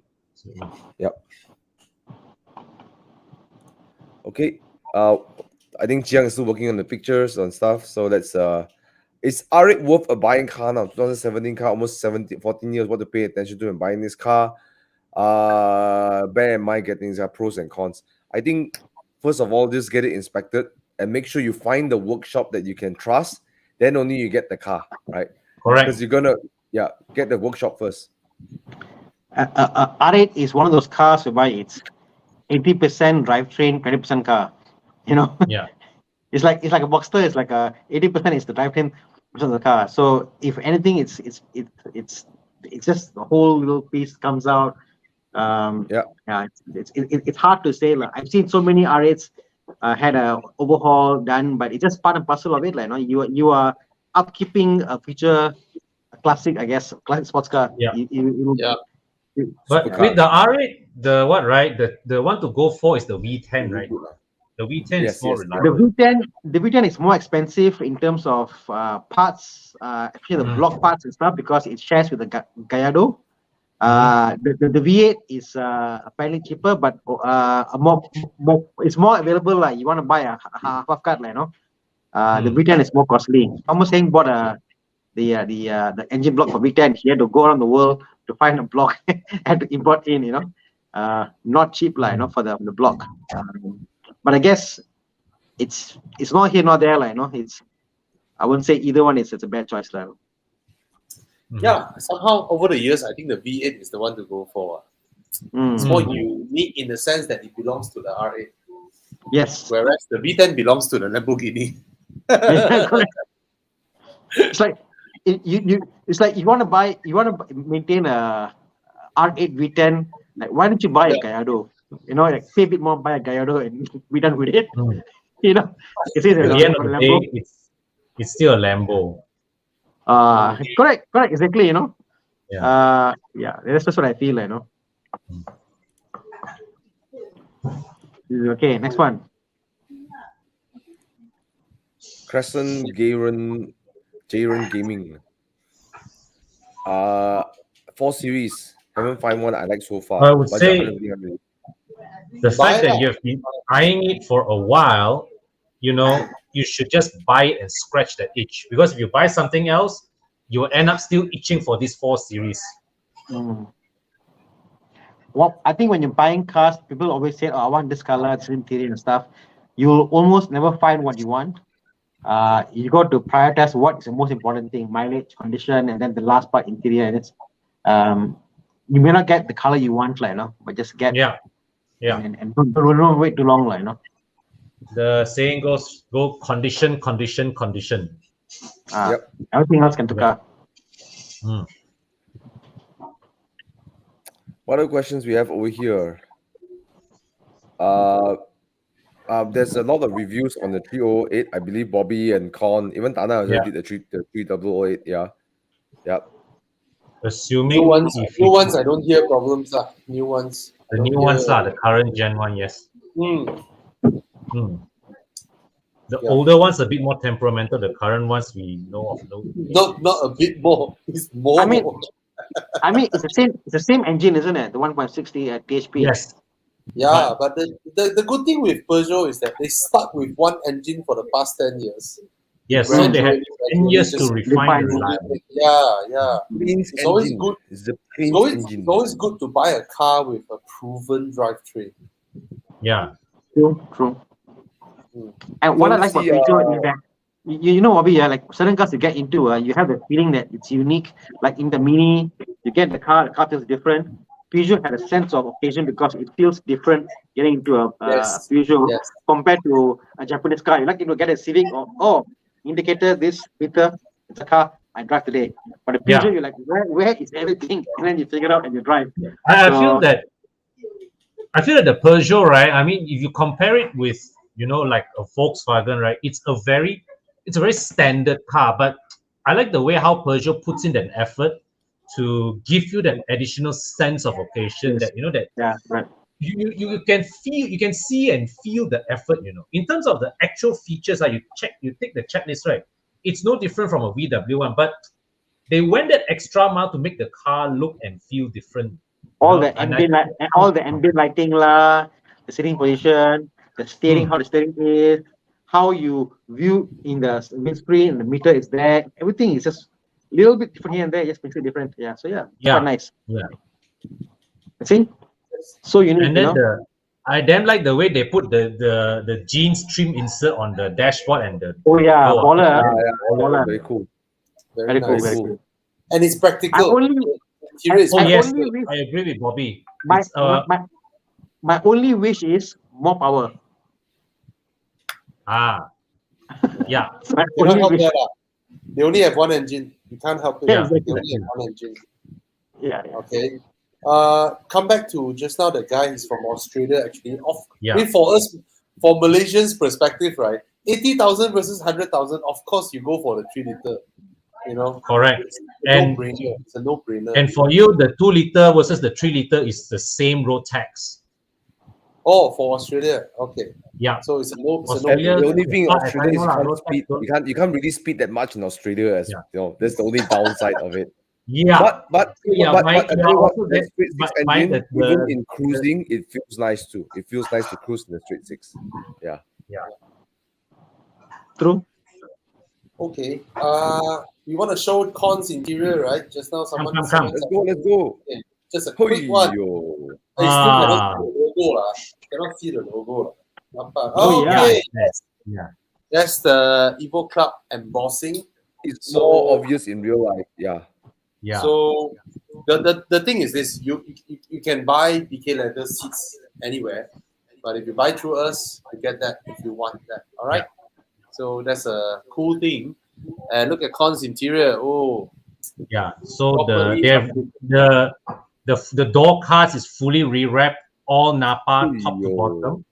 Right. So you notice that even the armrest all has the stitching pattern there. Some of the plastic parts have been resprayed black to give it better contrast against the white interior. Yeah. So really loving the way this car, the interior of this car looks now, man. All right. How old is the car again, Bobby? Con? How old is the car? 20 years. So imagine a 20-year-old car that looks this good, huh? Yeah. Yeah, nice. Yeah. So the steering wheel is also I also changed the steering wheel. The steering is also rewrapped by DK Schweitzer. Yeah. So it's now even when you steer it right, it's that nice feeling. I like how confound an Android unit. Jiang, show the center. Okay, zoom in. Confound an Android head unit that looks and feels like a 5 Series interior. Even the buttons, everything. Yeah, this is a very popular aftermarket upgrade for BMWs of this era. They have this design made for E46, the X5, the 7 Series. So I bought one that is made for the E39. Thank you, China. We have to thank you, China. Yeah, man. Look, China, and I just did my 981 on my Spider. Daniel from DMP just installed Apple CarPlay. I didn't change anything, and it just looks like OEM. Like it's just not OEM. Like it's just Porsche.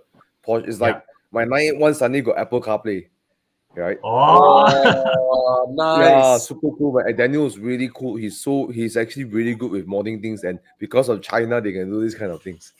Yeah, man. Yeah. All right. Right.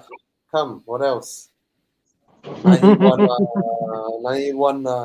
91 always feels I feel like the journey of Porsche is like 986 no money, 987 a little bit more money, 981 more budget. So these 78 full budget, like they it's like you drive the 987, right? You're like, they can do better one. They just don't have the money to do better. For me, right, Thomas, the 981 is the first time where Boxsters look manlier. Yes, it looks good. It looks desirable. They always look a little bit feminine to me until the 981. I think the 981, right? If let's say like in 15 years, 20 years, we look back, the 981 will probably be the car that we consider as the peak Boxster. And then this one you get the GT4 bumper in front.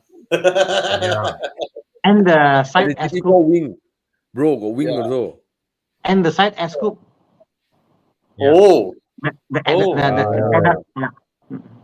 Okay, but I think if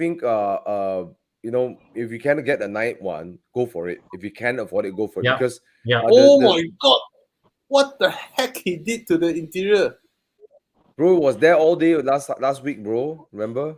This is Mike's friend. This is Mike's friend, lah. Yeah.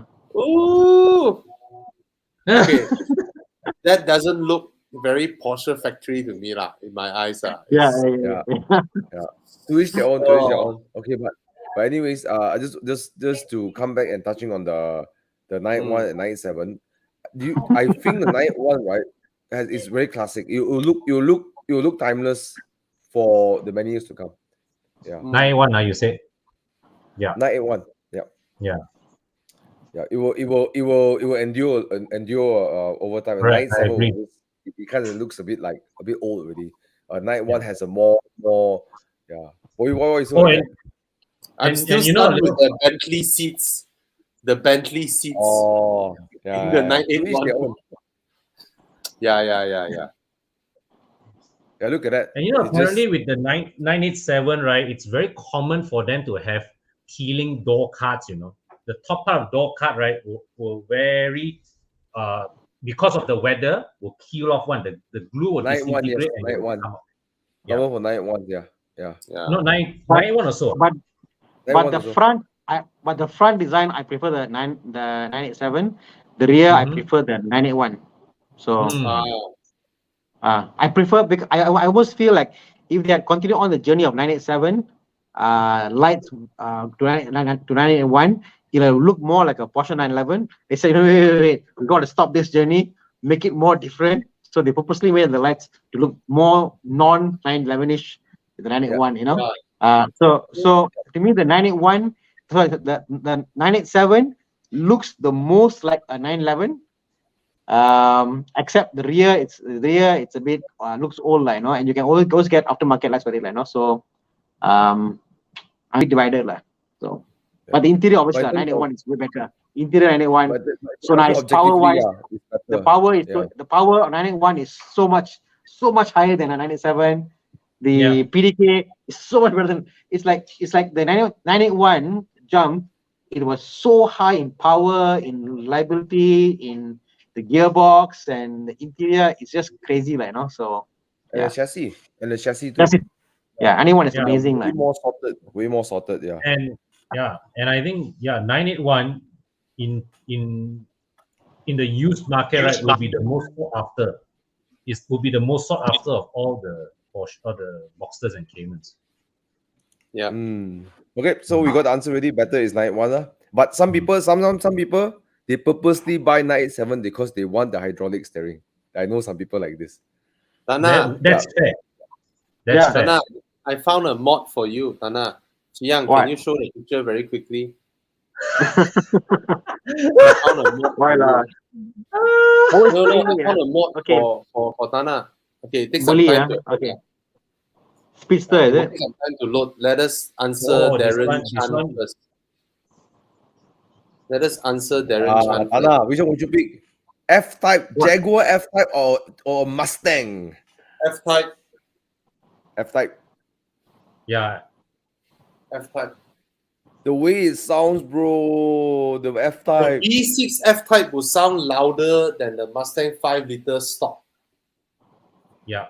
Bro, the Mustang yeah, is okay, yeah, stock, I the agree lah. Jaguar is so unique, bro, and that S, man. Oh, Chiang is trying to F-Type for me, search. a funny story, know. last time I decided 2016 they launched the Jaguar, I think the XE, right? They did the this launch in Equestrian Club here, right?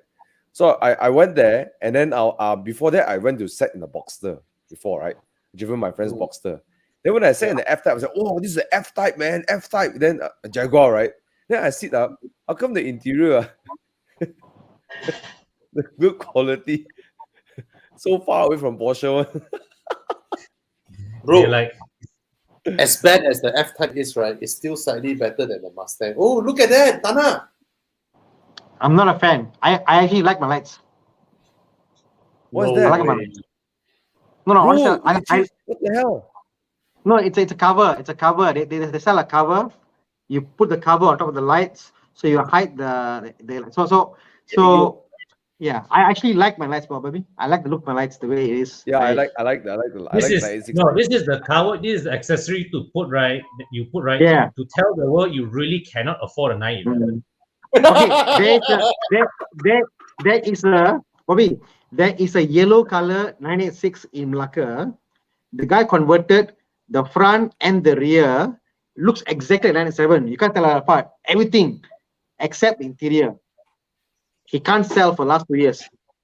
He would have spent easily about 50K, 60K on the car just to modify, because talking about the arch fenders, the lights, everything, and he can't sell the car. Bro, I saw one. This Back is to your 907. statement, right? Back to your statement, right? Uh. For 986, right? The Boxster and Cayman's headlamp is the exact headlamp of the 911. Oh, No, there's no Cayman. yeah. It Yeah. is. It was Yeah, no, Yes. that year no Cayman. Oh, no Cayman. Yeah, no Cayman. Yeah. Boxster Yeah. The Boxster. and even the entire dashboard. Yes, Gone. same as The what. entire yes. dashboard of 986 is exactly the same as the 996. To the point, maybe my meter cluster is 3. The 996 is 5. All you have to do is buy the extra 2. You can plug it in and become 5. So it's the same meter cluster, but with extra the missing the side one. So it is, So it's the So same. it's the same dashboard mold, Thana. Yeah, Same. exact part. Yeah, there you go. Because Porsche almost bankrupt during this time. Yeah. So Wendelin Wiedeking did that for Porsche. So the seats, the interior, everything A to Z, all the same. No difference. Yeah. No difference whatsoever. We 100%. just shifted the engine front a bit to be mid-engine. Which is what people say. Anybody buying a 911 on the generation, it's like you will get 80% of the fun in a 986 Boxster, but the problem 100% is the same because the both got IMOS issues. You know what I mean? Yeah. So the prices are double. So you take a pick, you know, what do you want? Except that the turbo, the turbo is different. The turbo is different engine. All right. So for Darren, what would you? I think both are also equally, Handsome, reliable. handsome. It's the And same you know, category. I'll go F type. I'll go F type. yeah, and somehow in his case, he is already leaning towards the F type. So Yeah. Done. yeah, Done. The F type with a small spoiler looks fantastic. So yeah. All right, let's go next because we've got some guys waiting there for is answers. no problem with this car other than the fact that it is a forgettable car. My problem with the Sonata is it looks sportier than it drives. Like you see the car, like wow, the car looks sporty. The car should be great, or whatever. And I had a Sonata before. I'm an ex Sonata. You are own owner, and when you drive the car, the interior is nice, but the ride comfort isn't as sporty as what it looks like. It doesn't match up. That's Dana, particularly true of the YF. Dana, yours is YF. Yeah. YF is sporty. LF is not. Yeah, There LF looks like a airport taxi. yeah, Yeah, it doesn't look sporty at all. Yeah, I mean, you would expect it to be like a Camry or in that segment kind of car, the way it drives, but it doesn't drive in that. Okay, I have a suggestion for Lim Tap. I just searched 2015 Hyundai Sonata, and they are going for around 50,000-60,000. And you know what? Toyota Camry 2015 is also 60,000. what? Wow. Yeah, Camry? same value as a Camry. Wow. Yeah. So that's your answer. Get a Camry instead of a Hyundai Sonata. Yeah. Okay. Ooh. Wow. So comfy. They are so old, right? I'm not sure the comfy is from. I don't know. Oh, okay. Maybe you're not from Malaysia because wagon, 2 dogs to transport around, Citroen C5. I don't think if you're Malaysian, there are a lot of options for C5. So, from the context that you are asking, is it worth it? Then I can't answer you because you want a car that is very worth buying, 20,000+ for a 3-liter V6. Yeah. Hey, it's a 3-liter V6 Citroen. Yeah, man. And 2008. Wow. Let me see what kind of power they are pushing. I don't think it's paying the kind of road tax. Click on the spec, Chiang. Specification, yeah. Thank you. Okay, 210 horsepower. Okay. Yeah, not bad for that era an A 3-liter V6. Yeah. The torque. Wow, torque is serious or not? No way lah. Are you sure? Wow, it's a full French developed engine is by the PSA group, Peugeot, Citroën, and then Renault. They all came in and built this V6 together.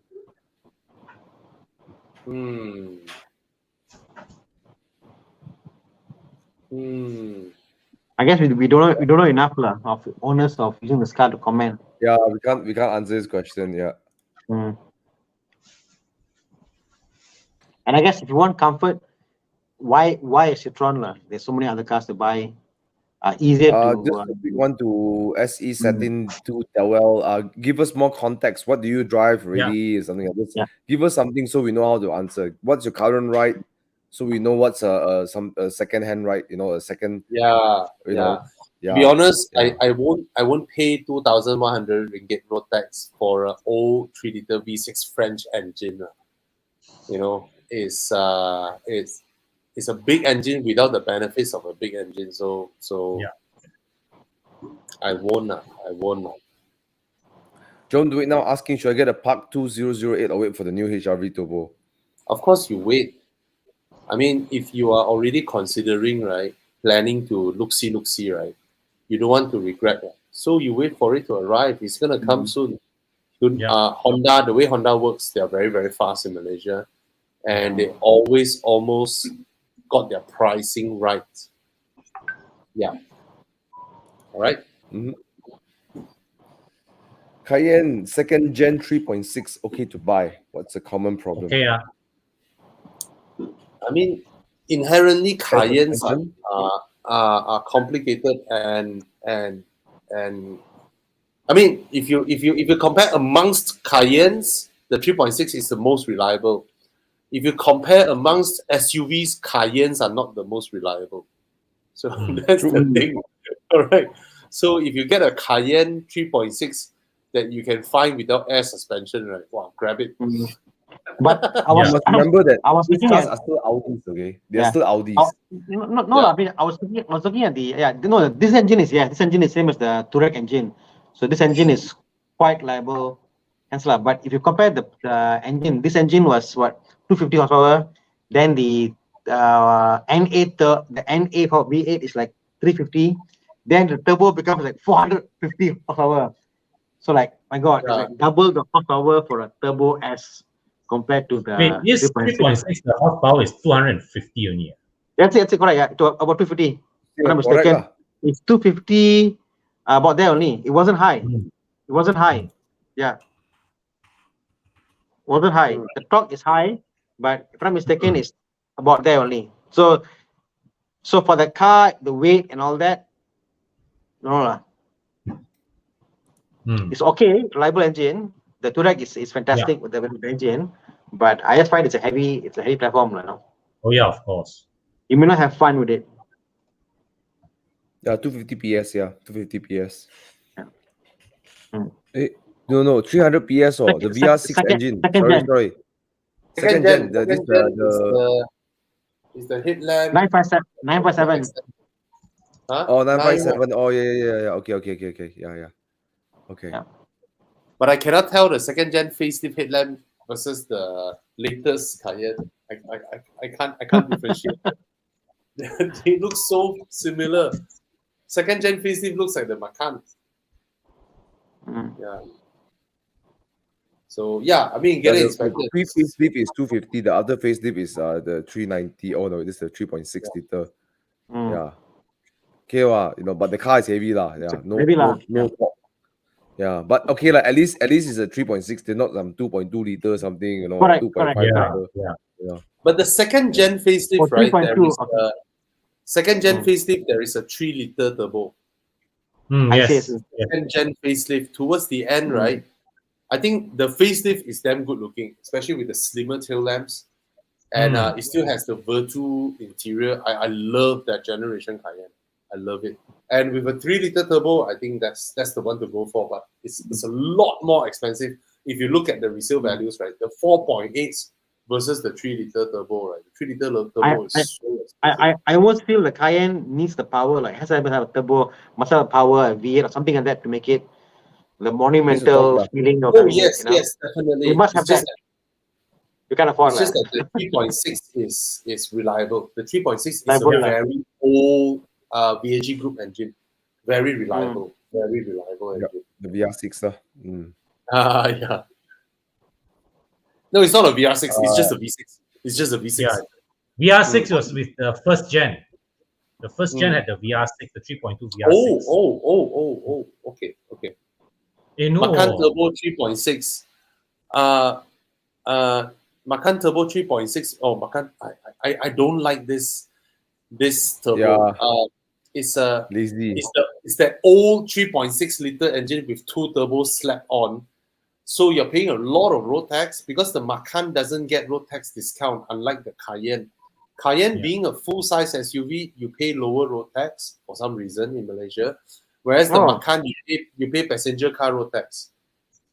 So you're paying a lot of road tax, but this engine is on paper is powerful enough, like 400 horsepower, but it's lazy. It's a lazy engine. Yep. They just stuck 2 turbos on it. And for Macan early gen, I always recommend people to just go with the 2 liter. It suits the car so well, the 2 liter. right? No point is overkill to go with a 3.6 turbo, expensive, big road tax, heavy engine, and it's lazy. No point. One of my neighbors, he sold his Macan S, and then he bought his girlfriend a Macan 2.0. Yeah. The Macan S is the 3-liter turbo, right?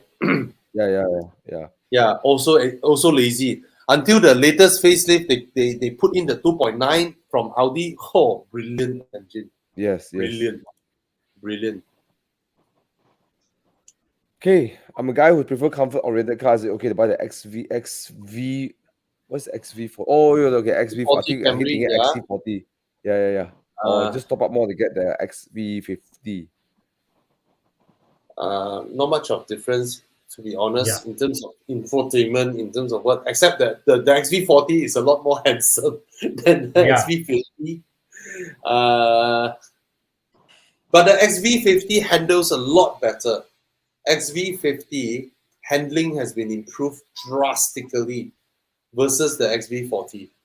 But XV40 is pretty, pretty and clumsy and floaty on the highway, whereas the XV50 improved a lot in that sense, but it became a squarish, ugly-looking car. But it handles well, so get the XV50. It's not ugly lah. It's just very Camry looking. Okay. No, this is XV40, bro. This is XV40. When you compare XV40 versus XV50, right? The XV50 is not as good looking, to be honest. XV50. You need the Asian version. The top picture, black color one. Second row, black color. That's the XV50 pre-facelift that he's talking about. Front lah, bro.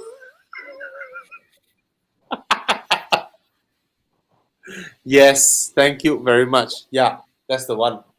You know, we were at Sepang during the launch, and I put up my hand, and then I asked the Japanese guys, I was like, you know, the Camry has always been the most reliable car, always. Recently, the whole industry has upgraded to 5-year warranty.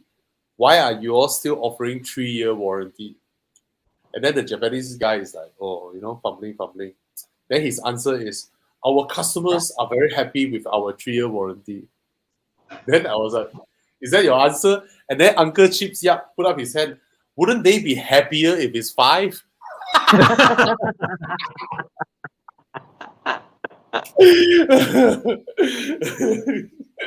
That's hilarious.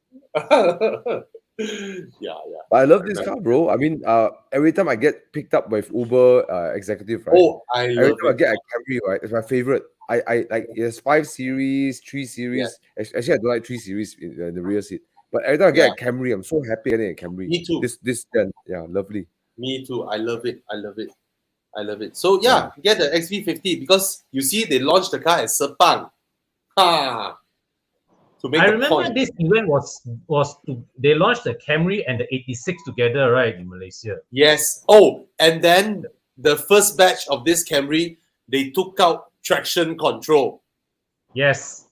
And then we lambast them to no end, and then they put it back.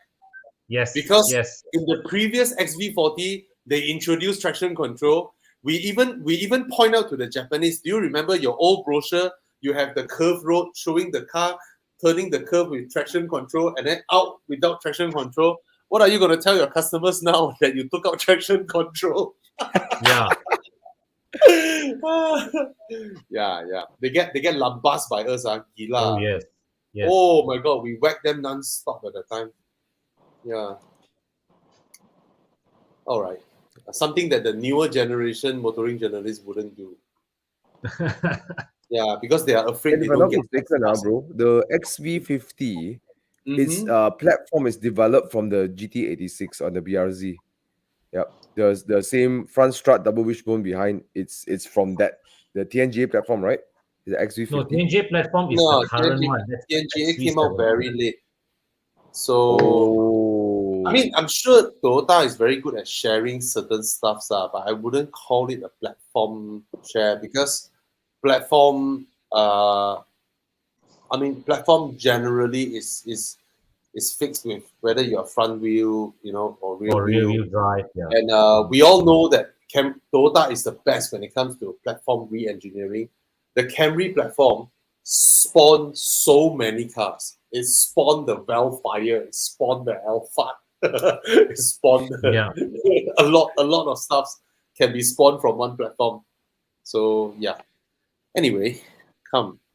What else? Wow, this kind of question. Driving a Kalisa, looking for something reliable and comfortable for business purposes, which I'm setting up, budget 50K. Have a Mini for weekends, so reliability is king. Just now we were saying what a 2015 Camry was about 50K. Yes, get a Camry. Yeah. Camry. Nothing beats a Camry when it comes to reliability. Outright reliability, nothing beats it. Not even and it feels like at 50,000 ringgit, right? You're paying for something. I mean, what else can you can get a Myvi, a new Myvi, right? But it doesn't feel the interior, the ride is way better, right? It wouldn't last as long as a Camry, it wouldn't last as long, it wouldn't age as well as a Camry too, you know.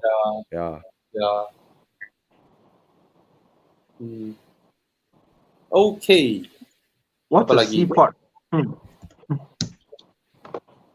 What's that?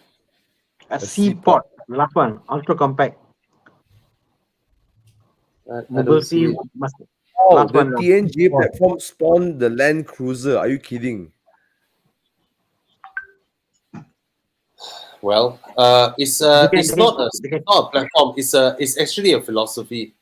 If you read into it, right? It's a philosophy. It's a philosophy towards how they design the stuffs. Toyota is then power one. When it comes to you learn about car making, right? Toyota is on another planet versus any other car company. They are on another planet. Yeah. So Bobby, I must answer this one. Eric Liu, he said, is it true? Answer of 70% of car market is a Volvo. No lah, bro. How is that so?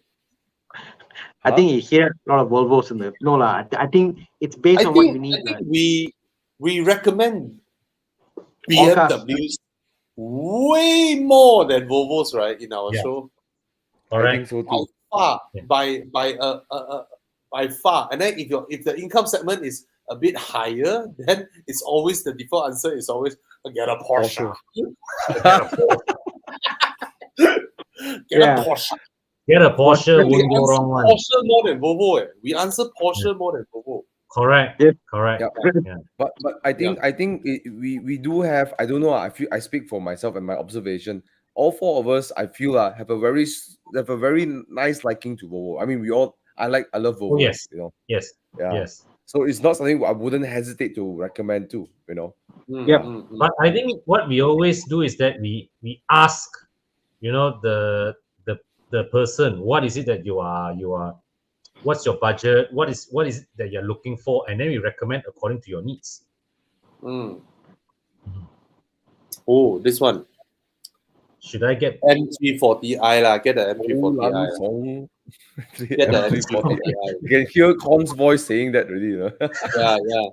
The thing is, right, the G23 series versus the G35 series, space difference is like that. Very little difference when it comes to space.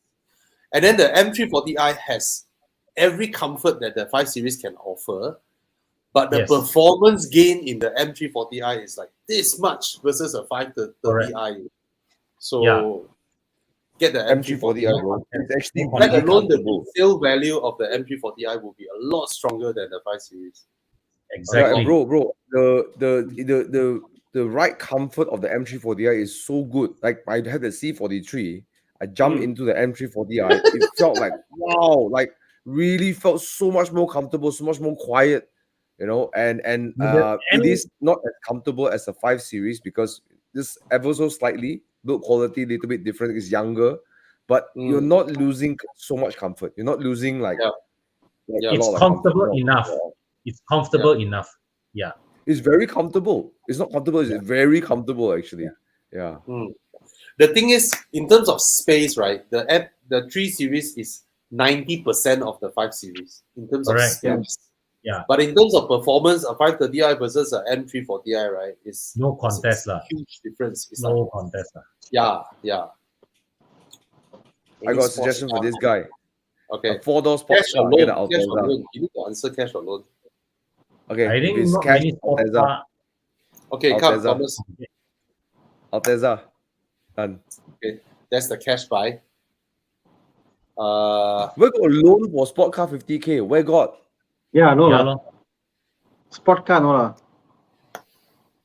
hmm, A sporty car maybe lah, but it's Yeah, sport car. If Yeah, it's if a sports car that dips below 50K, right, it's probably not a sports car that people are looking for. Singapore Well, you get Singapore a car, lor. convertible for 29,000, a Renault Megane convertible But- for 29. okay, time for Actually, if Muda. you want a sporty convertible, right, I think a Volkswagen EOS is about this price range. Yep. Hmm. But also not a sports car. It's not a sports car. I mean, to me, Okay, a sports car is defined by a car that's very track focused. You can go and track it and no lah. Not necessarily track. You know, a sports car doesn't have to be track. Oh, okay. You want loan? Okay, it's not entirely sports car, but it has some elements of it lah. You can Okay. take loan. I think 50,000, 50 plus thousand, you get a Sirocco, but it's 1.4 lor. Ah, there you go. CRZ. Hmm. Hey, the chassis is good, ma. Actually, the chassis okay, Yes. oh. Yes, Yes, it yes, is. yes. It is a CRZ or a Veloster or Veloster. That's a very generous definition of a sports car. Yeah, I but mean, the I mean, engine, it the has- engine is not. it almost looks like a CRZ. No lah. The engine is a letdown. Yeah. It doesn't have Right. the hybrid system, right? Which is not a big issue on the CRZ. It's only 3K. The battery. True, Yeah. true. Okay. Then Contact Jonah, get the CRZ. Done. okay, Yeah. the most powerful car that I can find at this price point that still qualifies for a loan is the Peugeot 308, the 2015 version, the one that we don't Oh, hear that's the early too one. big of an issue, the newer one, Ah. right? Hmm. 45,000. Peugeot 308 turbo, 1.6 turbo. You get a healthy 160, 170 horsepower, and yeah. Other than that, none. Hey, there's Nothing a 2017 one that's going for the newer version, going for 55,000. Oh, what car? The Peugeot 308. Oh, okay. Yeah. Yeah. That's the generation, same generation. Yeah. Okay, it's not exactly sports car. Okay, it's not exactly, but it can have some sort of excitement when you drive it hard. Audi Yeah. TT, Okay. but then What cash buy. would you prefer this or the 208 GTI? It's about 60K, but 60K 208 GTI manual. Proper sports car. Yeah, The 208 that's GTI is a proper car sports car lah. I Yeah, feel like, yeah. no? Proper sports hatchback, manual, Yeah. engaging, But 60K. we But- hear our friend Yikang with his non-stop workshop visits. We also scared already. That fella kukuciao ichi one lah. That fella. Yeah, not a But mods lah. in our mind, it's like, what can go wrong? It's a simple 4-cylinder turbo car with a manual gearbox, you know. Yeah. Yeah. But maybe he's itchy But He's- it's proper. yeah. Hey, available for loans some more. Get it. Yes. 208 Yeah. GTI. Yeah. 208 GTI. There you go. Yeah. Do a Wow. GTI, yes, I recommend this too. Wow, I think 50K it has, Bobby. it has no-brainer. Bobby, check out DK Leathers. What they call? They have a seat for the 208 GTI with the word GTI in the headrest here. Looks fantastic. They designed a whole new scheme for the GTI. So Nice. Okay. So Benson, hope you get your answer. Get a 208 GTI. Yeah. okay. 360 300. bhp on the way. Mark 7. Second car I already have on the way. Second car for fun. I think this is the same guy who asked the same question just now. Yeah. Right? Yeah. MPV. So, But my answer is still the same from before lah. doesn't change. Yeah. 34i lah. M340i. I still go for the M340i. Yeah. Right. Yeah. But Not Home saying the Minister not 530 telling me it's the same from a comfort level. Home Minister doesn't feel so. Okay, if that's the case, right, then you don't get a 5 Series or a 3 Series. 3 Series, you get a 7 Series. Your Home Minister will love you. Will love you because you have an MK7 GTI as your fun car. Then you get a 7 Series, and your Home Minister would like. Yes. 2017 2.0 7 Series is 188k. 215 88 4-liter V8 engine is also 188k. No, I'll get the 7 What? Series. I'll get the 7 Series. 2017 7 Series for 180k. Yeah, I'll get 188k. the Crazy, the yeah? Do you know V40 how many engine, years it would Thana, take the Mercedes S-Class to depreciate to 180k? yeah, Yeah. Even the 200 hybrids 2 are still asking for 200. the 2-liter engine pulls proper. It pulls proper. Yeah. Yeah, lor. So I'll wow. get the This 7. is the 740. The 730. Yeah. You see, the M Sport, he made it a point, non-hybrid. It's Yeah. worth noting that. Yeah. Yeah, I mean, Yeah. if you have an MK7 GTI on the way, which gives you all the fun, then you get a 7 Series. You know, your Good wife quality, love everything is you. elevated, bro. Yeah, your wife would love you. You know, sitting in the back seats and all that. Oh my God, it's just so nice. There's a sense of over. Yeah, there is a differentiating factor from the 530i. Yeah. Oh, This generation of 7 Series yes. feels special compared to the 5. The old one, right? The F01, F02 is like, what the heck? Oh, yeah. Same as the 5 Series. 5 Series. Yeah. I remember the first time I stepped in the interior of this 7 Series, I was like, wow, BMW finally put an effort in their 7 Series. Yes. Yep. The previous Finally, one is like, made the 7 Series feel special inside. I agree, Bobby. Man, you should go for 7 Series. But Bobby, the Yes. earlier gen, Bobby, the F01 all, it's like you compare the price of a similar 5 Series and 7 Series, like, why would I buy a used 5 Series? Because the 5 Series is so much cheaper. The prices, they just tank so much. You know, it's just crazy. The F01 feels like an F10 Plus, actually. The F01, same seats, same dashboards. All same. Almost Cheaper. everything same. Cheaper. Yeah. At least here the seats are different. You know, all the things that make the car special. Yeah. Or look, if you want a curveball, you can go with the Maserati Quattroporte, which is about this price as well. About this price, a Maserati Quattroporte. I mean the new gen. I think you want something that's reliable. You know. Yeah, then drive 7 around. Series. 7 Series. Yeah. Yeah. You can get 188k Chiang, the 2.0. Yeah. But the 3-liter is the one to go for. Of course. Correct. If you can afford it, buy the 3-liter. No, obviously. Yeah. The funny thing is, When I fly to India a lot, like when I get shuttled around, I love this car more 2.0, than but the CKD S-Class. the 3.0. Con. Sorry, let's sorry, no, because just now Thomas was Sorry. one by one. Sorry. No, I just want to say that I was just making a point that the interiors feel special and you really feel luxurious. And when I was traveling in India a lot, this is the car I like to be chauffeured around most. This is the one. Yeah. Okay. Sorry, more than the S-Class actually. No. No, I was saying the funny thing was at that time, right? BMW actually CKD'd the 3.0, but CBU the 2.0. For some weird reason. Okay. Say again. They CKD the 2.0. 3.0. The 740 was CKD.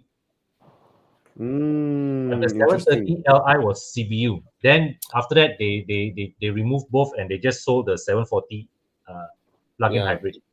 I think sometimes it's just about it's great value. It's great value. It's man. It's beautiful. It's beautiful. Yeah.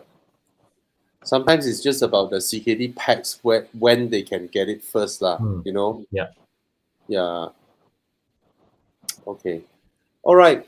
Anything else or just a quick one. yeah, You can watch my review of my BPF. It's on my channel. No yellowing, everything, but just you can watch the review lah. All right. yeah.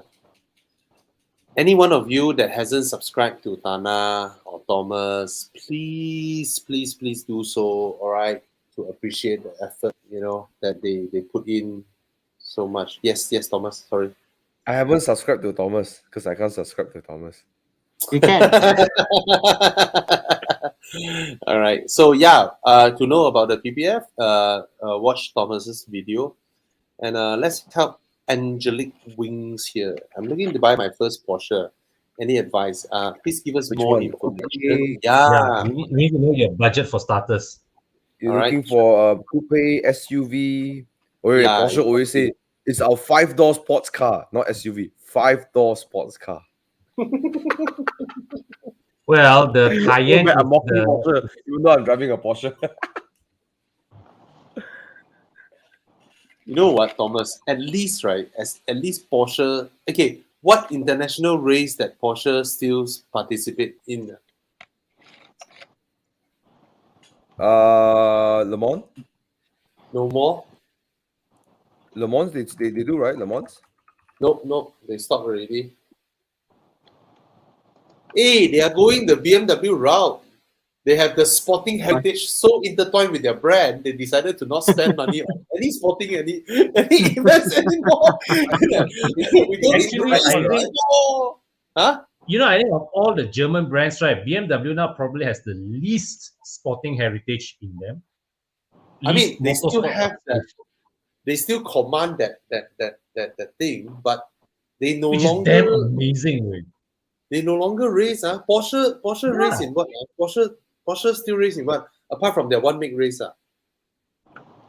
Nothing. What practical? Do you need 4 doors? Because for some people like me, a 2-door 718 is extremely practical for me. Practical and sporty, 350 grand. I'm Yeah, guessing I mean- you're looking at a Cayenne or a Panamera. Okay, if you want the Porsche experience, okay, Mm. I think if 350, you go. I mean, the best way to experience Porsche, I guess, is the 718 law, right? Get a 718. If it's so vague, so I guess my answer to you is if you want to experience Porsches, mid-engine or rear engine. Well, there's not. I mean, Porsche's flat 6, flat 4, or whatever. Yeah, start with that. But I got to say though, I agree with Bobby when he said one thing. He said one of the best Porsche's feats was to make SUV drive well. Yeah. SUV drive extremely well. Yeah, it's one of the best feats also. But it's still not entirely like what Porsche stands for, no sports car, So 718 Yeah. No, I think on that note, it's like to find a Cayenne drives so well, sporty, that's amazing. So whatever car you choose, you will find that sporting heritage is there. It's always there. Even a Macan feels special in a Macan versus a Q5, so you won't go wrong, just what is your definition of practicality? For me, practical could be having a frunk and a trunk. For you, practical must be a 4-door car. So pick what you want. The thing is, every single Porsche is practical. Yeah, true. Every single one of them. Macan or Panamera. Okay, now we're closing in. I always prefer a Panamera. I always prefer. And I always prefer I prefer Macan because it's smaller. So actually it's To me, personal. yeah, to me, Panamera is a Porsche. I stop there. Yeah. Panamera is a true Porsche. Macan feels like what? Macan feels like Tiguan R. Yep. It feels like Tiguan R. Yeah. Panamera is proper Porsche. Yeah. Yeah. Okay, let's wrap up the last few questions. Yeah. This one. You say you want to hear from everyone's thoughts as well. I really don't recommend a Mazda 3 spending close to 10K to Yes, the budget. I think I mean, respraying your car costs how much, right? And it's not the type of car whereby, you know, like a Ferrari or a collectible Porsche. I don't mean all Porsches, but let's say a Spider like Thomas one. If he ever did a full respray on his car, you know, I mean, certain times these type of cars, right, like 458s and all that, right, people are a bit more taboo towards full respraying the car. They want to keep their original paint as original as possible. Then hence they go for PPF and all that. Marvelous AI skin is pretty amazing for what it can do, but do know that they will actually scrape away your top layer of your clear coat, your original clear coat, and then it's a very, how do I say this? After you apply it, right, you cannot put other type of coating, you cannot do other type of treatment. Basically, it's you're tied within them, a bit like Apple ecosystem, you know. So you can study that more. I mean, we did a few videos about it, but given that it's a Mazda 3 liftback, you think about this. Let's say you buy your car at 150,000 or 160,000. After you do this exercise, right, it's effectively buying your car at 10K more, you know. Is it worth that, you know? So why don't you just enjoy your car? Don't stress too much about how to keep your car in its utmost pristine condition, because this is not a collectible car. It will depreciate no matter how you protect the exterior. So yeah, I think I would recommend you spend the money on something else. You know, you want to upgrade the tires, you want to do some modifications, you know. Yeah, I don't know about you guys. Should he go? He can take that money and spend it on 10 enduro packages in Evo Club Car Wash. What? I think Legend.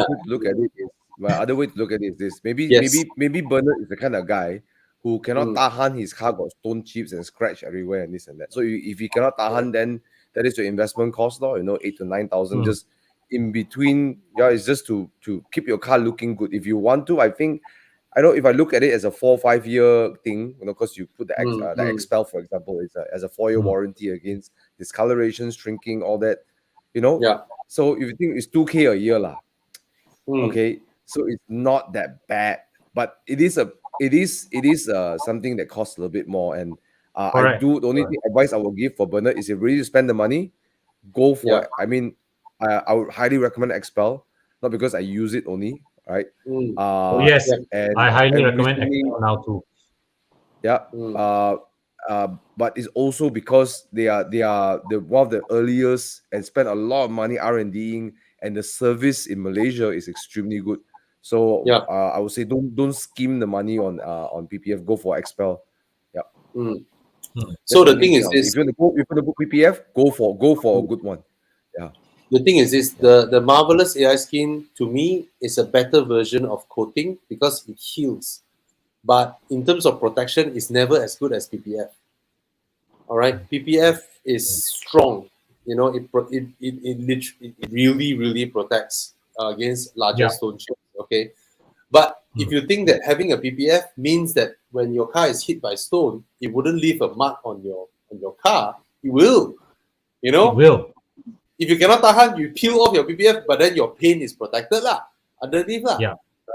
So and then you replace the PPF, Yeah, but it's an expensive exercise. Just remember this. And remember, the PPF is a wear and tear item. However you take care of it, it ages. The PPF ages, it will turn yellow regardless. Yeah, no matter how. Don't buy cheap PPFs or cheap wraps. Yes. Okay. Yes. I just want to. It's gonna give you a headache. Yeah. I just want to relate to you one of our earliest experience in Evo Club Car Wash, right? There was one Ferrari came in for enduro package, and then we saw final inspection. We saw why got watermarks and thumbprint and handprint one. Then we realized that watermarks and handprint were under the PPF.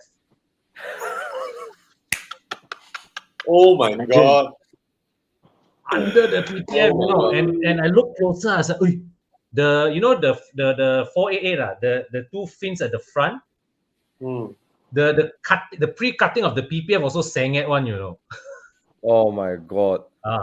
So you have I to mean, be if you go PPF, you make sure you pay for people that do it properly. You're not just paying for the plastic, you're also paying for the workmanship. Okay. I'm more budget friendly. So I always say, Chief, a paint is only 3 to 6K lah, the range Correct. lah. A paint job lah, And even if you get chips on the front, even the most expensive paint for the front, the hood itself, but maybe 1,200, that's about it, As Bobby said, like there's no insurance against stone chips.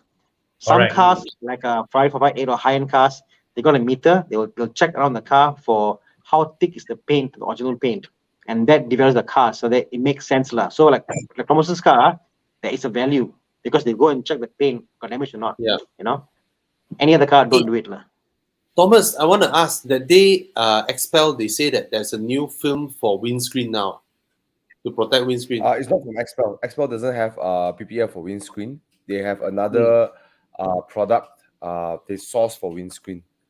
Yeah. Hey, I want that for my Aston. Yeah, you can. Auntie, right? You can. You know what? There's another. You mean they have an exterior for film windscreen. for windscreen protection? There is.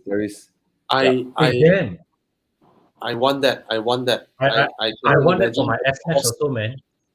Yeah. For your what? They have the skills to do it. They have the skills to do it, so they can do it. Oh, by the way, sorry. How much is the S-Max window cord? The front. 5,500. Which port lah? Which price alone is one thing, Wait, No which port need is lah, it? Con. You just buy Which port is insurance it? lah. I also buy which insurance. port, Is it with Ford itself? Yeah. So, but here's the thing. So market price is 1,000 lah. Doesn't matter. You see, the thing is this. There's also the what you call that, the ordering time, 3 weeks. 3 weeks is nothing. Come on lah, Con, don't lah. You. Hey, you know why, Con? My Aston windscreen, right, is so expensive, right? I didn't even bother to buy insurance. I didn't bother because the max I can buy and claim is like what 5,000-6,000. 5,000-6,000 can only buy my rear quarter window. So I cannot imagine my windscreen would be how much. So if it is something that costs 30,000, right? Let's say if my windscreen is 30,000 now, what's the point of buying a 5K? It doesn't help. It doesn't help. So. And I can only imagine, man, if your Aston had come with the sensor modules, those would inflate the cost even more. I don't know. I just need something to protect my windscreen. It petrifies me every time. You can lah. Yeah. Okay. All right, guys. I guess enough for the night. Do we still have any other questions? Quick one. SLK or Z4, and blah blah. Good evening from Thailand. Hello Thailand. And yes. A4B9 bye. Yeah. I think we're almost done. Yeah. And, what else? Oh, on starting this month, I'm officially became the brand ambassador for Expel as well. So if you guys have any questions regarding Expel, PPF, anything you can ask, be more than happy to answer your questions around. Thomas become brand ambassador. Will we see your pictures on Expel like that? I don't know. We'll see. And then you put the PPF on your head, and then you say, "I love rubber." It's not rubber, bro. Bobby?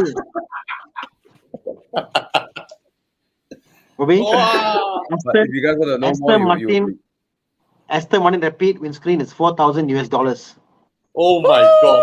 Wow! You see, it's spot on, right? It's it's so expensive that what can the 5K insurance help? It doesn't help a lot. So yeah. Spot on. Spot What's on. that? What's that? Spot on the pricing. Yes, I did. I got my booking fees back. Yes. Yeah. You booked a Okay. Coupe. Long time ago. Okay lah. Last guy we helped, right? Bobby Singh. The reason my name is Bobby is because apparently my mom watched a Bollywood movie back then in the 80s, and she loved that movie so much. And apparently the main hero in the movie, his name is Bobby, so she named me Bobby. Yeah. So it's an Indian name. So my name is closer to Thana than or Thomas. Want to Bobby know. Singh, like, Yeah. Okay, anyway, let's have Bobby Singh. Open the saloon SUV. All right, book 320i coming off CX5 2.5.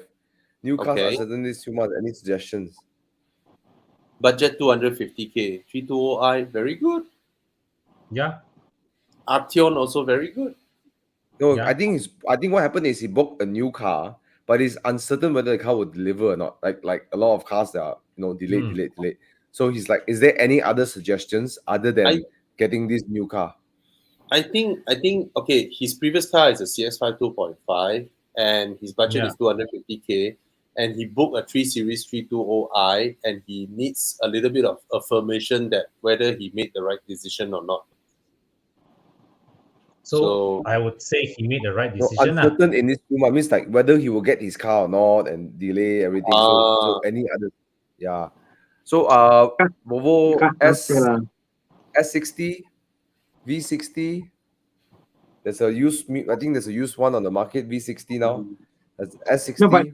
No, but I guess the logic is, Thomas, that any car you buy, you're jumping from one to another. You order here a new car, waiting. So it's like it's nowhere a safe game lah. So you want to buy used, can buy used lah. Exactly, Used you can get immediately like that lah. That's the only if you anywhere really you go to a new car, must wait. Used I think okay lah. I mean, a 3 Series 320i is never a wrong choice. Obviously, there's a reason you want a 3 Series instead of a Volkswagen Arteon. Maybe you felt that Volkswagen and Mazda, in terms of brand, is similar, and then you want to go up a rank. You want to experience something different. Then, I mean, by all means, it's not a bad choice. Okay, so I think that calls for the night. Thank you so much, guys. Today is exactly 1 year since we started this live show. It's amazing to think that we've done like 50 of them. And the amount of people we help without getting paid is amazing. Anyway. But and kudos to Thomas becoming the brand ambassador for XPEL. And let's get some stones to throw at him. His car, because we know he will get unlimited PPF replacement. No, I'm going to let my Spider hold the PPF even until Enduro, to show the life of a PPF. I'm curious to see how it ages over the next 3-4 years. I want to keep the same PPF on my Spider. Because the paint is unaffected right now. It's just the PPF is slightly blistered. Nice. Okay, we'll wait for Thana becoming the brand ambassador for something. I don't know what would that be first. Okay, I'll announce this week. Next week I'll announce probably. Oh God! Okay. Go. Okay. I don't know what's fine now. What's fine now? What's complete now? What's fine? Hey, Anna, so cool lah. You got your Evo Enduro thing you cut out and then you put behind. I should have done that. I threw the damn thing away. Yeah. So even though you go throw the thing away, I should have kept it. The name on the thing. That's my name. Wife's name is there. The blood type on the car. Evo Enduro. Remember no? I should have kept it. It's so cool. Yeah. Yours was number 77, man. Sorry? No, Thana, this is a yours was different one.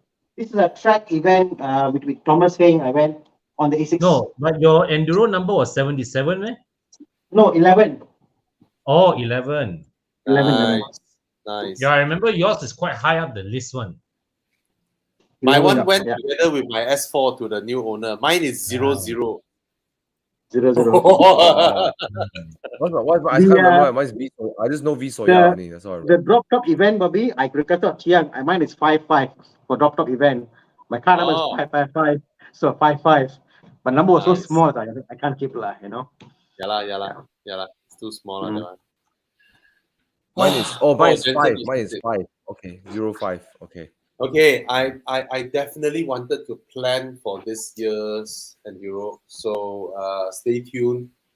It's not easy to plan for such a big thing, and it has to make sense for us as well, for the whole company to be away for 2 weeks, you know, and then spending another 2 months to plan.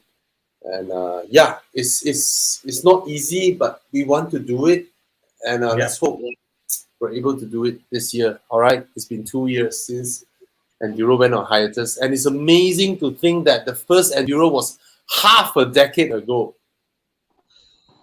Half a decade ago, bro. The first Enduro was half a decade ago. Thomas Heng back then was a junior car guy in his A5.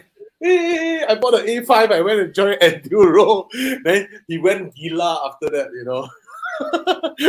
Buy Huracan, buy 2 R8s, you know. buy. Open a rap shop. Amazing to see how people transform, you know, after joining Enduro. Man. Okay.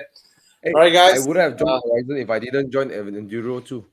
Yeah, man, it's amazing meeting the kind of friends that we met in Evo Club. So if you haven't joined Evo Club, go to club.evomalaysia.com. You know, just sign up. You have to be a car owner to join. If you are still a kid, I'm so sorry. Bye-bye. All right. So yeah. Good night, everybody. Okay. Thank you so much. Night, Thank you so much. Good night. Bye, guys. Bye. 3 hours.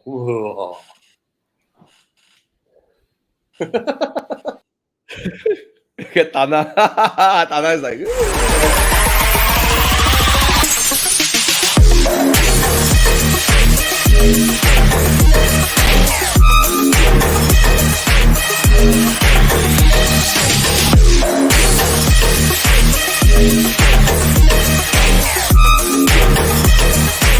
right back.